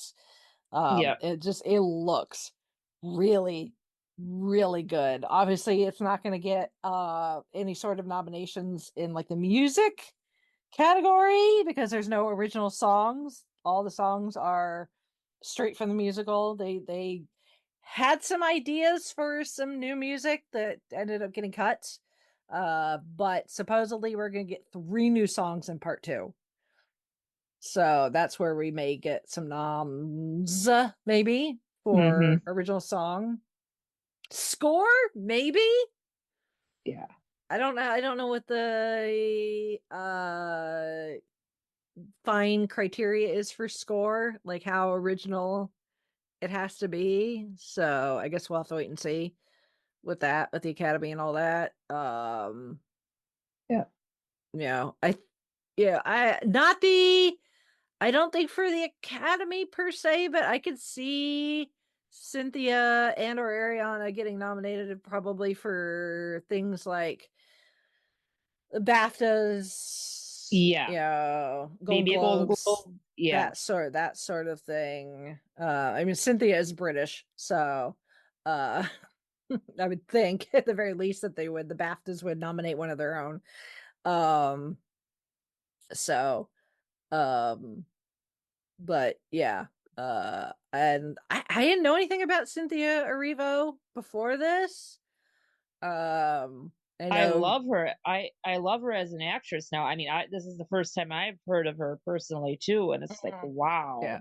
and she comes from the stage, so she's got the chops coming into it, and I think she absolutely puts her own spin on Alphaba. I know that there's some die hard Wicked fans out there, especially of the stage play, the stage version, that like I have to see if I can find it. It was on TikTok. There was this guy. He was hanging out with his friends, and they were playing clips from The Wizard and I of various Elfies, and Oh, they were cool. playing the exact same part, just different Elfies, and he could name the actress just based on the way that they Wow. sang that particular part of the song. Because they each put their own spin on it. It is distinct enough that Cool. he could tell them all apart just by hearing them. Though I do have to admit, when I heard the first opening strains, I couldn't help but reword from John Barrowman's cover Yeah. that he did of The Doctor and I, just certain parts. I was like, well, yeah, that's an earworm. Yeah. Well, it is John. Yes, it is John. If you have an ear for that sort of thing, you can hear bits of some of the tunes you'll recognize from The Wizard of Oz. Mixed in with the music. Stephen Schwartz did that on purpose. We should probably talk about the the pink elephant in the room. That is Ariana Grande. Yep. Much like Shalane said in her feedback, I didn't watch her on Nickelodeon, so I don't have that frame of reference. I know her when she started to become a pop star. And she's had some high profile relationships. Yep. So that have garnered her some spotlight, whether she wanted it or not. But when they said that she was gonna play Glinda in this, I will be honest, I was very hesitant. I just I could not see it, I could not hear it based on what I know she sounds like in like her pop music. I was like, how are they gonna do this? Yeah, how in the hell is this gonna work? I will tell you what, when she first shows up in that bubble and starts talking and then starts singing, It's just like, yeah, I was like, that's it. nope, we're Yep. good. Yep. We are good. Because, yeah, it's like, I don't know who else they could have got. This is like, yep, okay, it works. Yeah. Like They knew what they were doing. Yeah, like again, I stand corrected.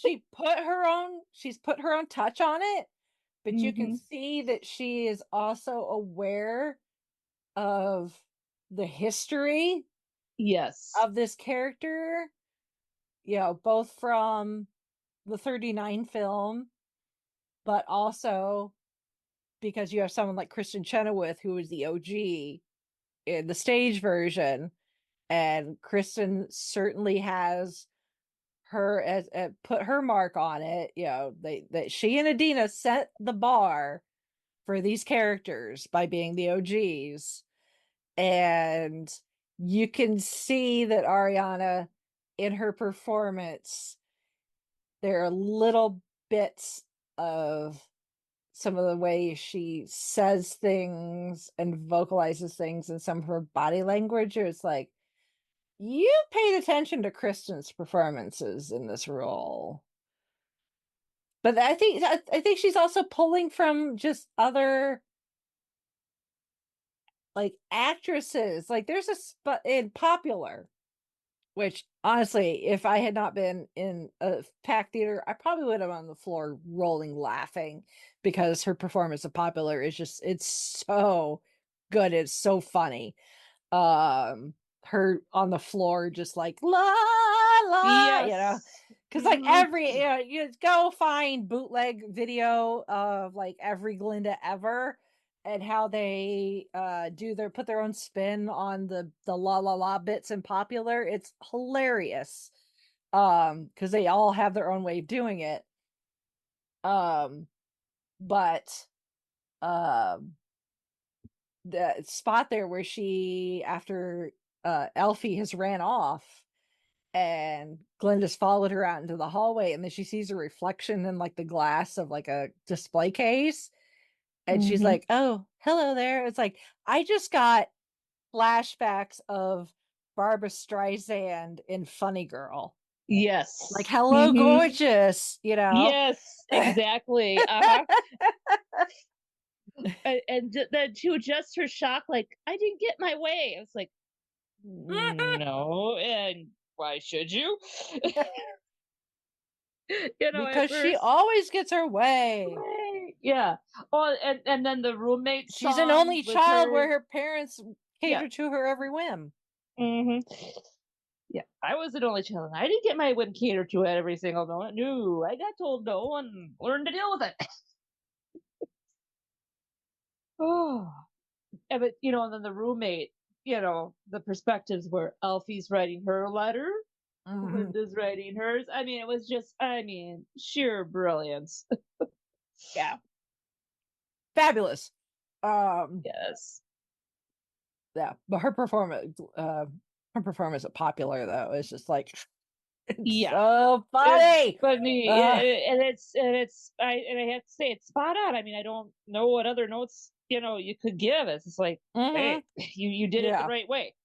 yeah. So, and I love that Cynthia, she gives, um, I think in her version or her take at Elfie, at least so far in this, part one, is because Elfie, especially in the book, comes off as very closed off, Yeah.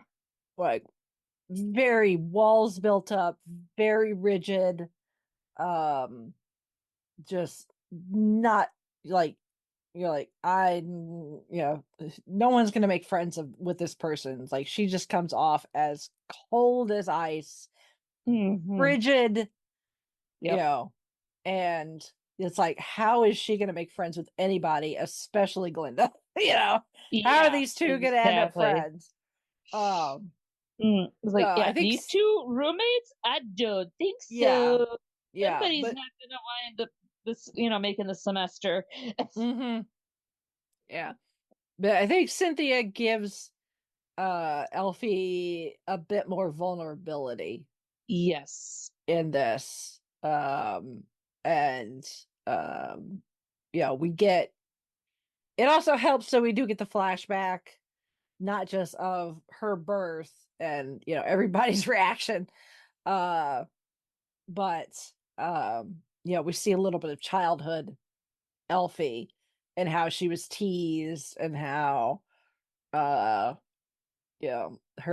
father seemed to, and this is the case in the book, doted on Nessa. Like Nessa Rose was the perfect child and Elfie was, just you know.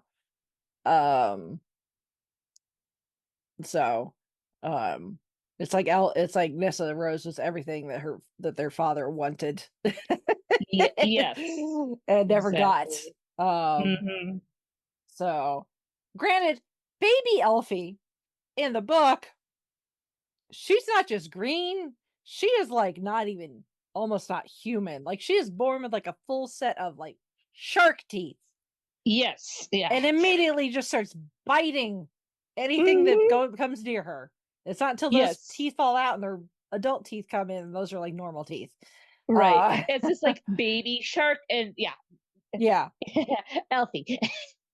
Yeah. But I mean, she's a baby. She doesn't know any better. Exactly.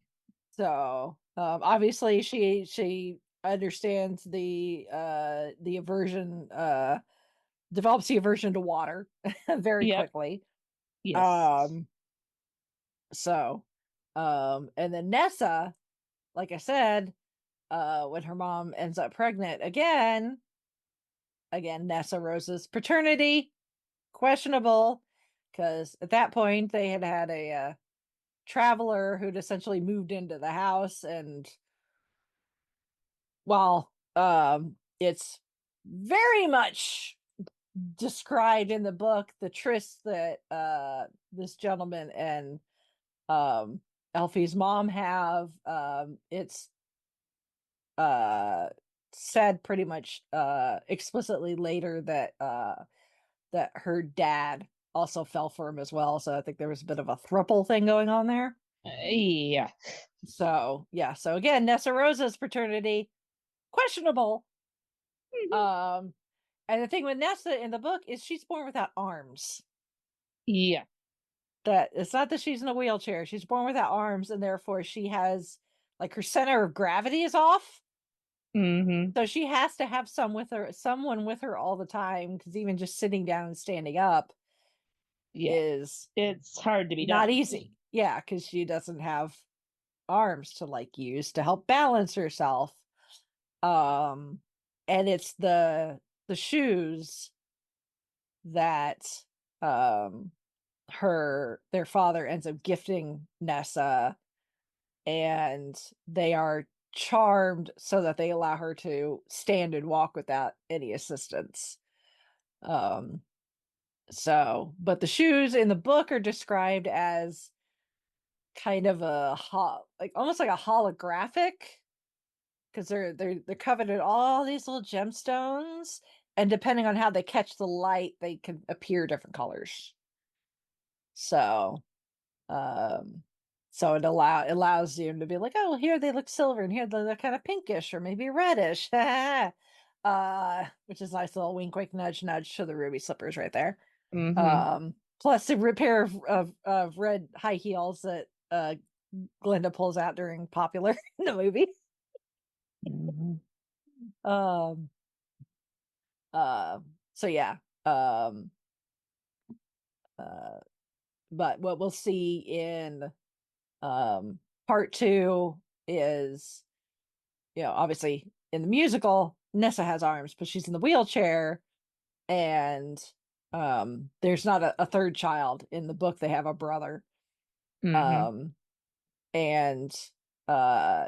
with the help of the shoes, they get enchanted so that Nessa can walk. So she's not bound in the wheelchair the entire time. So that's something that is coming in part 2. Then we meet the wizard for a little bit. Jeff Goldblum. Perfectly cast. Perfectly cast. Yes. So not the OG, because actually the before it went to Broadway, some of the cast was slightly different. But when it opened up on Broadway, the OG wizard was Joel Grey. So Cool. yes. Cool. Which I think is fantastic. Mhm. Um and I love Joel Grey. Yes. Oh yeah. Uh-huh. Yeah. hmm Um so yeah, we meet the wizard, learn that he's not anything that the people of Oz think he is. He's got another number in the second half where he tries to justify it even more. Um, to no avail. Yeah. We ain't selling. We ain't buying what you selling, buddy. Yeah. Try Like, you again. know what? I do not need any fertilizer today. Thank you. Um, and uh, get some more Easter eggs in there. Mhm. And of course everything goes to hell in a handbasket. Yep. And um Elfie has to go on the run, but not before a rendition of Defying Gravity, which Oh wow, that was yeah, something. yeah. Like when the movie started, now I wanted to go to the new Alamo Draft House that just opened in Indy. Unfortunately, all the all the screenings sold out on Thanksgiving, which is the day I was planning on going. That being said, we have what we call a chain similar called Flick's Brew House Okay. that is similar, where you go, nice chairs, the full menu, so you can eat like a full meal, drink, whatever adult beverages if that's your thing. Um, the pre-show isn't your traditional trailers. They tend to be like clips and other stuff related to whatever it is the movie you're going to see, which Oh, is something cool. Alamo does as well. In this case, it was things either directly or indirectly related to Wicked. So like there was a clip from Saturday Night Live with Ariana Grande where they're doing a sketch based on Moulin Rouge, making fun of Moulin Rouge. There's a clip. I saw a clip from The Wizard of Oz. Like I said, there was a clip from The Wiz, and it happened to be the mean old lion Oh wow. number. So I was like, ha ha, I love that number. I'm a mean old lion. So that was cool. Um, but yeah, once the movie started and that the opening overture, which if you've listened to the Broadway soundtrack, it's exactly the same. You know what it sounds like, and it's like, but with this, you got this amazing camera work of flying around the different lands of Oz, and you see like the Munchkin kids running through these fields of tulips that they planted specifically for Mhm. this, screaming that the witch is dead, and there's the flying monkeys are taking off because they're now free, and there's a waterfall, and there's a rainbow, of course, and you see Dorothy and her friends walking back to the Emerald City with Elfie's broom, and just like the music is just building up, and I was like, I was like chills. And like most of them, like, because I know also leading up to the movie's release, a thing was do not sing, Right. no Yes. matter how much you want to, do Do not sing thing. and Yes, we were able to follow potentially that ruin rule in it. my theater. We followed that rule. Nobody sang. Yes, and so did I. Did that stop me from mouthing everything? No. Heck no. No word, no sound came out of my mouth, But I but was my mouthing mouth was along. Oh moving yes. Yes. with every single number. Um, like I said, if I could have, I would have been on the floor laughing during Popular, Mhm. because it was just so much fun. Um, Dancing Through Life. I love how they were able to stretch that out to give us a nice big, both the dance number in the library, which I love the way the library is designed with those Mhm. like the almost hamster wheel Yes. bookshelves that sputter out. That was so cool. Mhm. And then it eventually ended up at the Ozdust ballroom, which was very cool in itself. Um, and so like every number I'm like, ha ha, this is that song, this is that song, this is that song, and I'm like mouthing along. I'm laughing. My mouth jaws dropped open at some point. I'm going I'm like, oh man, I'm horrible. Yeah. And then we get to define gravity, which starts, and of course, like chills. And I'm immediately mouthing along, to everything. Um, and I was okay. I was doing okay until Glinda went and got the cape Mm-hmm. and put it around. I'm getting emotional again now. Put it around Elfie's shoulders. That's when the tears started, and they lasted pretty much until the credits ended. Mm-hmm. It's like I lost it. Mm-hmm. Because one, it's an amazing song. It's. I know that it speaks to people on so many different levels. It's no wonder that after this, the Adina would go on to give us "Let It Go," Yes. which was like the next Adina Menzel vocalized female power anthem. You know,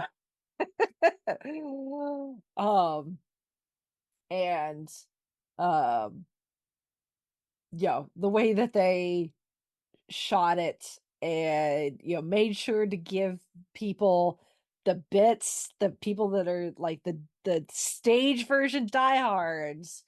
They made sure that they gave the bits that they know people would be expecting, like Elfie, when the guards come and they grab Glinda and they're like, she hasn't done anything wrong, it's me you want, and she's like, it's me, where it's drawn Mm-hmm. out, and then of course the at the very end.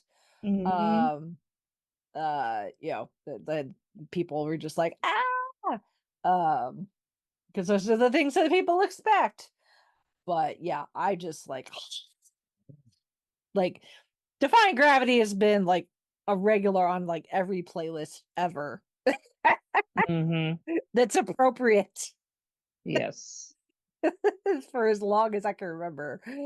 Um, but again, Cynthia, she brought her own spin to it and absolutely nailed it. And I am so, so glad that that's where the movie ends for part one. It's like this is where the stage version ends. This is intermission. Yep. This, anything other than that would have just been suicide. Yep. As far as people's acceptance of this movie. So uh but I've had the OG Broadway soundtrack for I don't know how long. um so even though I have yet to see the stage version in person yet, again, I saw a bootleg once on Mm-hmm. YouTube. uh It was in the OG cast. So it was Kristen and Adina. Mm-hmm. So it wasn't very good. Obviously, because camera quality in the early aughts not that good. So especially if you're Mm-hmm. bootlegging, illegally Yeah. recording, not ideal.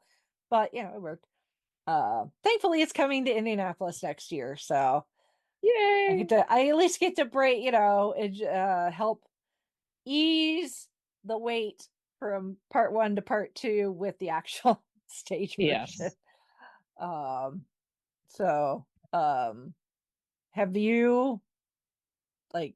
I'm sure you've probably seen clips at the very least of like the Yeah. stage version. I've So, seen clips of the stage version. Yeah. so, did you listen to the soundtrack, either the Oh yeah. Broadway version or the soundtrack from the movie I've listened to beforehand? the I've listened to the Broadway. I haven't. I'm gonna give the new soundtrack a listen from the movie now after having watched it. It's just like I want to stay with the Broadway right now. Yeah, that's what I Just told the Shalane. feels. Yeah. I was like, I don't want to listen to the movie soundtrack until after I've seen it. Exactly. Yeah. Just because of the expectation, it's just like I don't want to listen to it beforehand and then envision it in my mind and then see something Yeah, completely. yeah. completely different. Exactly. I'd rather go in, see it, and then when I play it, have the what went on in the movie in my mind while I'm listening to it. Yeah. Yep, I agree. So, but you know, everything I've heard from, you know, people I know up to all the critics and everything, everybody just absolutely 2 big thumbs up so far Yes. for Mm-hmm. part 1. Yep. Now, So it's can supposedly they part stick the landing 2. with part 2? Yeah, because supposedly part 2 is also supposed to have a couple new songs, from what I've heard. Yes. Yeah. So Steven that's going to Schwartz be has said that interesting. he's penned I think 3. Oh, cool. So Well, and hey, as long as they got the man who did the music for the Broadway play doing the music for the movie, I'm not gonna yeah. I'm not gonna complain. Yeah. Yeah. I mean there's still some really good numbers Oh yeah. in the second part. You know, I know everyone's kind of chomping at the bit to see how Cynthia does No Good Deed. Mm-hmm. And everybody's prepared to just cry buckets for during For Good. Yep. So um I would think that probably well, I don't know how common it would be to have a multiple parts of a movie and have them have different ratings. Right. To have part 1 be PG and part 2 to like be PG-13. I guess it depends on how steamy they want to get Yeah. for as long as you're mine. Yeah. So, because that can be quite sexy. Yeah. Other than that, I mean, and then obviously, uh, again, spoilers. Mm-hmm. The death, quote, death of Fiyero, Yep. um, because he is brutally beaten. Mm-hmm. And Alfie tries to save him, and in the process, he gets turned into the Scarecrow. So Fiyero becomes a Yep. scarecrow. There's a few visual nods to that in the movie if you know if you pay attention Yep. to some of the choreography of Fiyero. Um, and then again when Bach gets turned into the Tin Man, Mm-hmm. um, because Nessa, again, not that good of a character, knows that Bach does not love her the way that she is obsessed with him. Because Mm-hmm. her obsession with him is almost as bad as his obsession with Glinda. Yep. And Nessa in her um clumsy attempt at magic tries to put a spell, I forget, the spell or love potion or something on Bach to make him stay with her. In the process it almost kills him, so he ends up becoming the Tin Man and not having a heart. That's why he doesn't have a heart. Mm-hmm. And then the lion cub that Elfie and Fira rescue from class after Dr. Dillamon gets fired, but he grows up into the Cowardly Lion, and actually gets his own book in the OG 4-book series. So Yep. there's a reason lion is in one of the titles. Yes. Uh, so yeah. Um, so yeah. Um, I guess it's like, depending on how they did, as long as you're mine, as long as they keep it, the steaminess dialed back some, you can keep that PG. Mm. Yep. Some of the violence, Yeah. Fiero's beating and, Mm-hmm. Bach, being turned into a Tin Man because, because he refuses to love Nessa the way that she Yeah. loves him. Mm-hmm. Um, and actually I say Elfie's death with big air quotes, again, spoilers, she doesn't Mm-hmm. die. Mm-hmm. It's a trick so she Mm-hmm. and Fiero can run off together and nobody'll know. because as long as your mind is the love song between Elfie and Fiyero before before Fiyero gets beaten. And so they're having a romantic moment. So Yes. So yeah, no, Elfie does not die.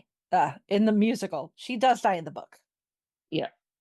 She is definitely dead in the book because her description of what happens after that bucket of water gets thrown on her is not pretty.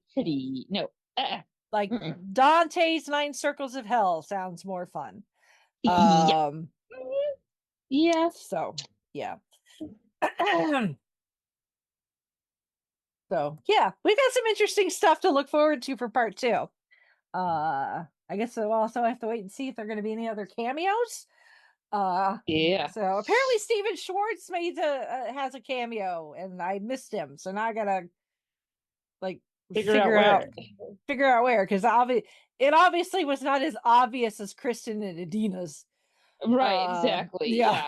They didn't just get a cameo; they got a musical number. Yes, as they should. As they should. I mean, I knew that they were gonna I knew their cameo was gonna be part of One Short Day. I was like, is it gonna be like really obvious, or is it gonna be kind of blink and you miss them type thing, or like, is it gonna be long enough that you'll be able to register, but then we're gonna move on? I was not expecting for them to get a whole like number within the bigger number. Right. So and it worked perfectly because you could tell, like, yeah, oh yeah, she played her. Yep. Oh yeah, yeah. And it's like they just slid back into those personalities. Yeah. Yep. Where Kristen's like, I'm the one. It's like everything's about me. So yes. And then Adina's all like, I'm gonna be overly dramatic, and of course they gave her an that same ending. They gave her the ending to Defying Gravity just so she could sing those notes. Yes. They put that in there just so you could hear Adina Menzel sing that. So just in case if you forgot who I played. Yes, just in case you have no idea who these two ladies are. No, they are not just the ladies that happened to be on Glee a couple of times. Right. Although not at the same time. But still. They were both on Glee. So yeah.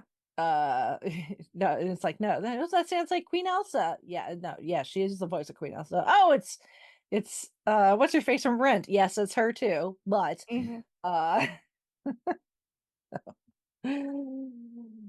oh my. So I don't know who else they could have do cameos. Yeah. I guess maybe other stage cast. I don't know. Maybe Joel Grey will make a cameo somewhere in part 2. Yeah. But yeah. Now we wait. Yes. It's like 100+ years of IP development and creation, and now it's like everybody's been waiting 21 years for this movie to happen.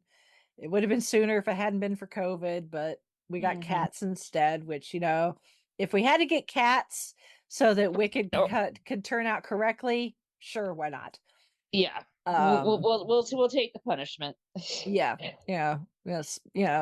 Sometimes you got a spoonful of sugar makes the medicine go down. Yeah. To steal from another Disney. This case, this is our big spoonful of sugar, and the medicine was Cats. That metaphor doesn't quite work, but we'll go with it. Yeah. So yeah, 21 years later, we finally got it, and now we're all waiting for part 2. So probably I do wonder. A year's time, we'll probably be doing a podcast with part 2. Yes, probably, because by then I'll have seen the stage version as well. So I wonder how many movie theaters are going to do a double feature. Good question. Yeah, that wouldn't be a bad idea. Like an intermission, like with a proper intermission. Because they've done it with it's 3 hours, and I'm pretty sure the runtime for part 2 is going to be about the same. So you're looking at like 6 hours. Yeah. So, which, I mean, modern stage musicals are about 3 hours. So, Yep. if you Yep. include the intermission. So, uh, I guess we'll see. Yeah, I imagine there's going to be at least a few movie theaters going to be like, hey, come see part 1 before part 2. You know, get the full experience. So,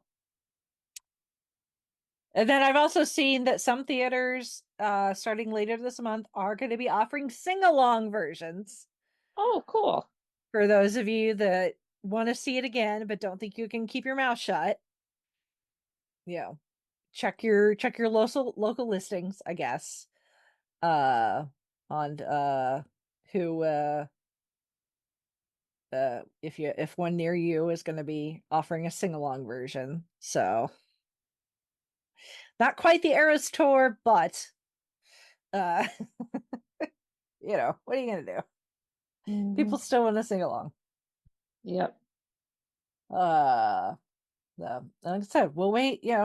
Award season is coming up really quickly, so we'll see what kind of awards nominations this gets. Like I said, don't expect like big awards because this is part 1. Mm-hmm. So odds are the Academy is going to wait for part 2. Yep. For the big stuff. That being said, I mean, Adina did win Best Actress in a musical, Tony. Um for the Tonys that particular year, was nominated for 10. Um so both Kristen and Adina got nominated for Best Actress, but Adina won. It also won for Best Scenic Design, Best Costume Design. It lost book, score, and ultimately Best Musical to Avenue Q. Interesting. And if you don't know what Avenue Q is, imagine if our intrepid author of the Wicked book decided to write another book set in the Sesame Street universe. Wow. Yeah. It is a parody of Sesame Street, essentially. So you've got humans and puppets. And Mm-hmm. people acknowledge the puppets just like they're alive, just like everybody else. But it is adult humor, very much adult humor. So, because this was very much like, Wicked was the Broadway darling. You got all these Tony nominations. Adina wins, it wins these others. And then, best musical, is like best picture. Best book is kind of like best screenplay. Mm-hmm. uh for Oscar equivalency. Um and here comes along this musical with puppets singing about very adult things that are not child friendly whatsoever. Comes along and snatches best musical away from Wicked, and everybody was like, wait, what? Yeah. Even the folks that from Avenue Q, they're all like, wait, what? Like, wait, this was not supposed to happen. Right. Yeah. So like Crash coming along and winning Best Picture over Brokeback Mountain. Yeah. So not, not like as far as content is concerned, but just like, wait, what? Yeah. Mm-hmm. Wait, this is not how this was supposed to work. Wicked wins all the things. Yeah. No, it does not. So, yeah. So yeah, if don't just like the Wicked book, don't let your kid listen to the soundtrack to Avenue Q without Yeah. listening to it first. Mm-hmm. Don't think, oh, it's a musical with puppets. It's like Sesame Street or the Muppets. No, it's not. It is not at all. This is what the Muppets would have become if they had stayed on SNL. Mhm. And then got bought by Robot Chicken or Adult Swim. Uh, That's a good way of putting it. yeah. So, any hoozles? Anything else, Holly? That was a lot. Yeah, there was a lot. Give it a go. Give it a go. Mm-hmm. If you're on the fence, try it. Yeah, and you can absolutely like see the movie without seeing the stage show, without reading the book. You could see the stage Yep. show without needing to read the book. Like the book is not mandatory No. by No. any means. No. So especially because the musical is so sanitized. So I mean, like if you want to learn more of like the backstory and like a lot of people's motivations, and you want to like really get into the weeds of like the politics and the religion and stuff like that of Oz, the book will do that. Like if you're really into like, world building and all that stuff, maybe as a writer or whatever, absolutely. But it does not have any bearing, I think, whatsoever on your enjoyment of the musical, however you want to consume it, stage or screen version. So well, if any of our listeners want to give their 2 cents about Wicked, Wizard of Oz, any of those things, Shalane, uh, uh, kidding. You can send in your feedback. You're more than welcome. I just know she will. Uh, um, you can send us a feedback like Shalane did. You can email us, fiveishfangirls at gmail.com, or you can go to our website, which is the fiveishfangirls.com, where you can connect with all of our podcast related social media accounts and our individual personal ones as well, which I highly recommend doing so, especially our podcast related ones, because this weekend I will be at Galaxy Con in Columbus, Ohio. Mm-hmm. So I will do my best to post. If y'all remember my recap from last year, which I'll have next episode. Uh Especially on Saturday, cell phone signal, nada. Just too many people, too many devices, way too much going on. So I will do my best to post as signal permits. Mm-hmm. Like I couldn't even like send text messages to uh to like kind of save my life.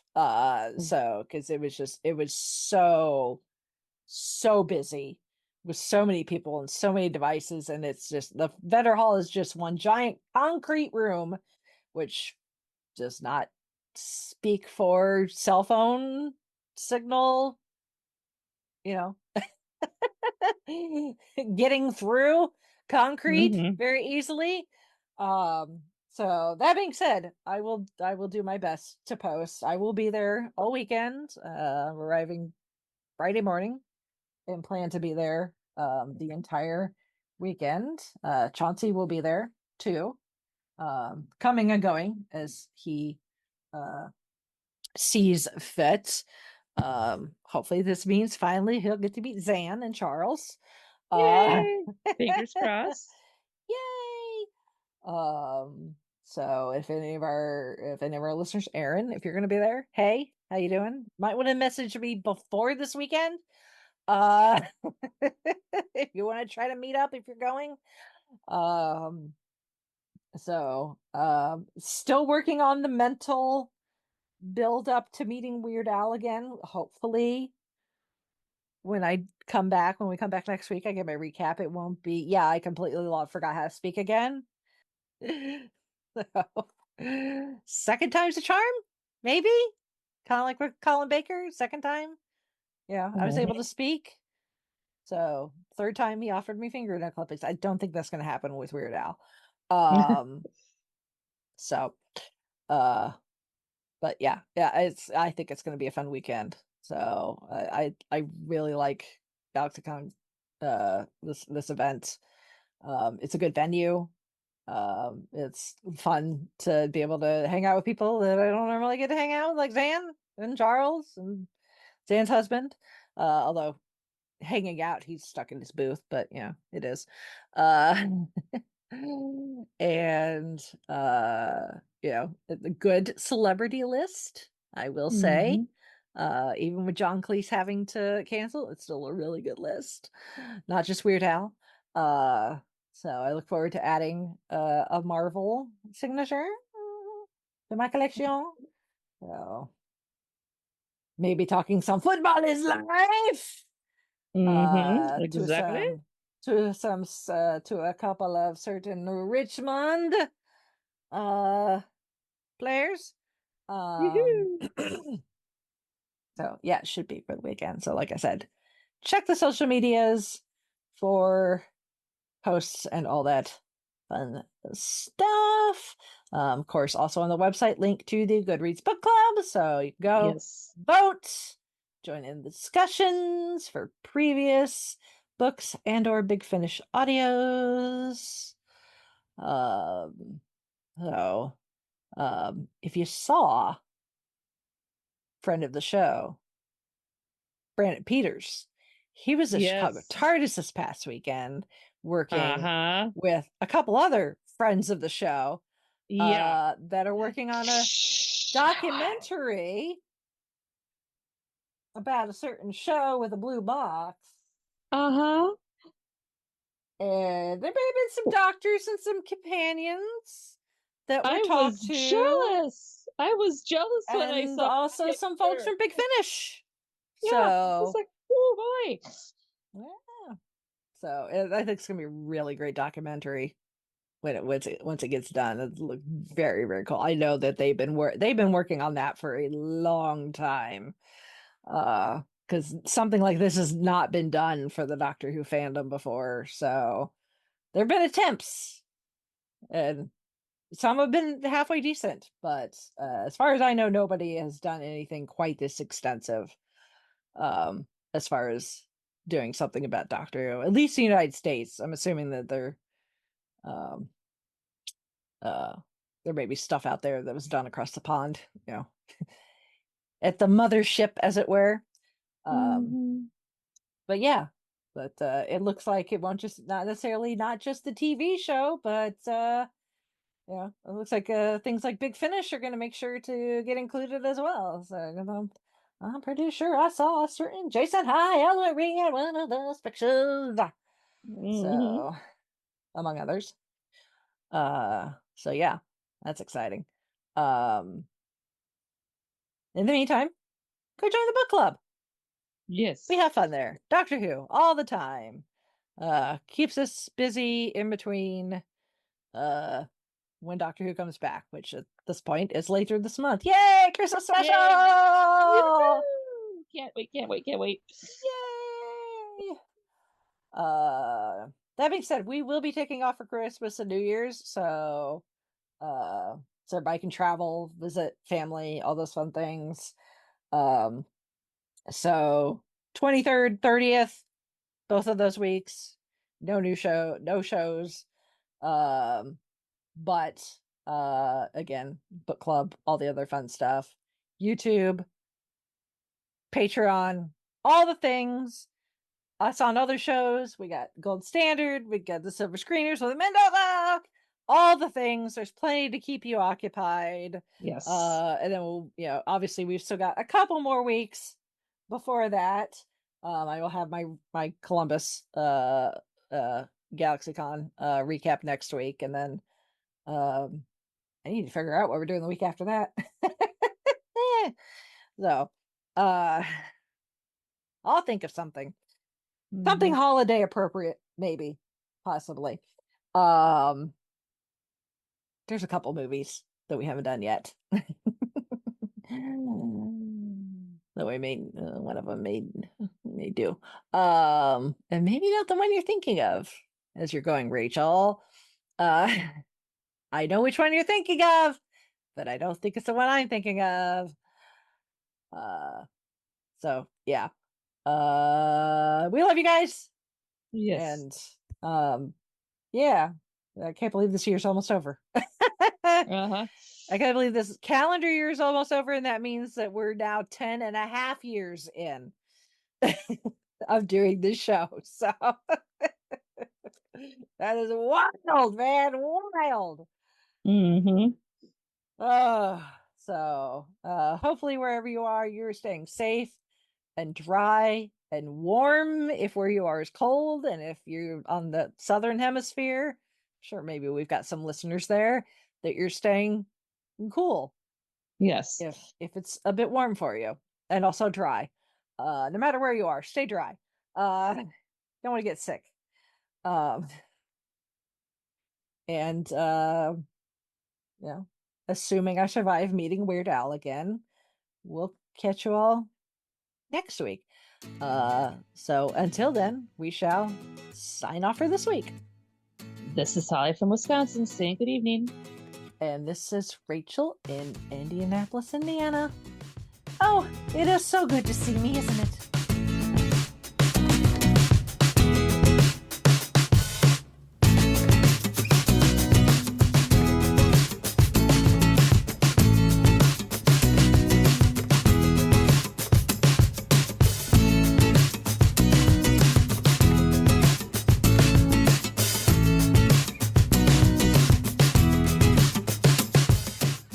Thank you, our Fiveish fam, for joining us on this week's geeky journey.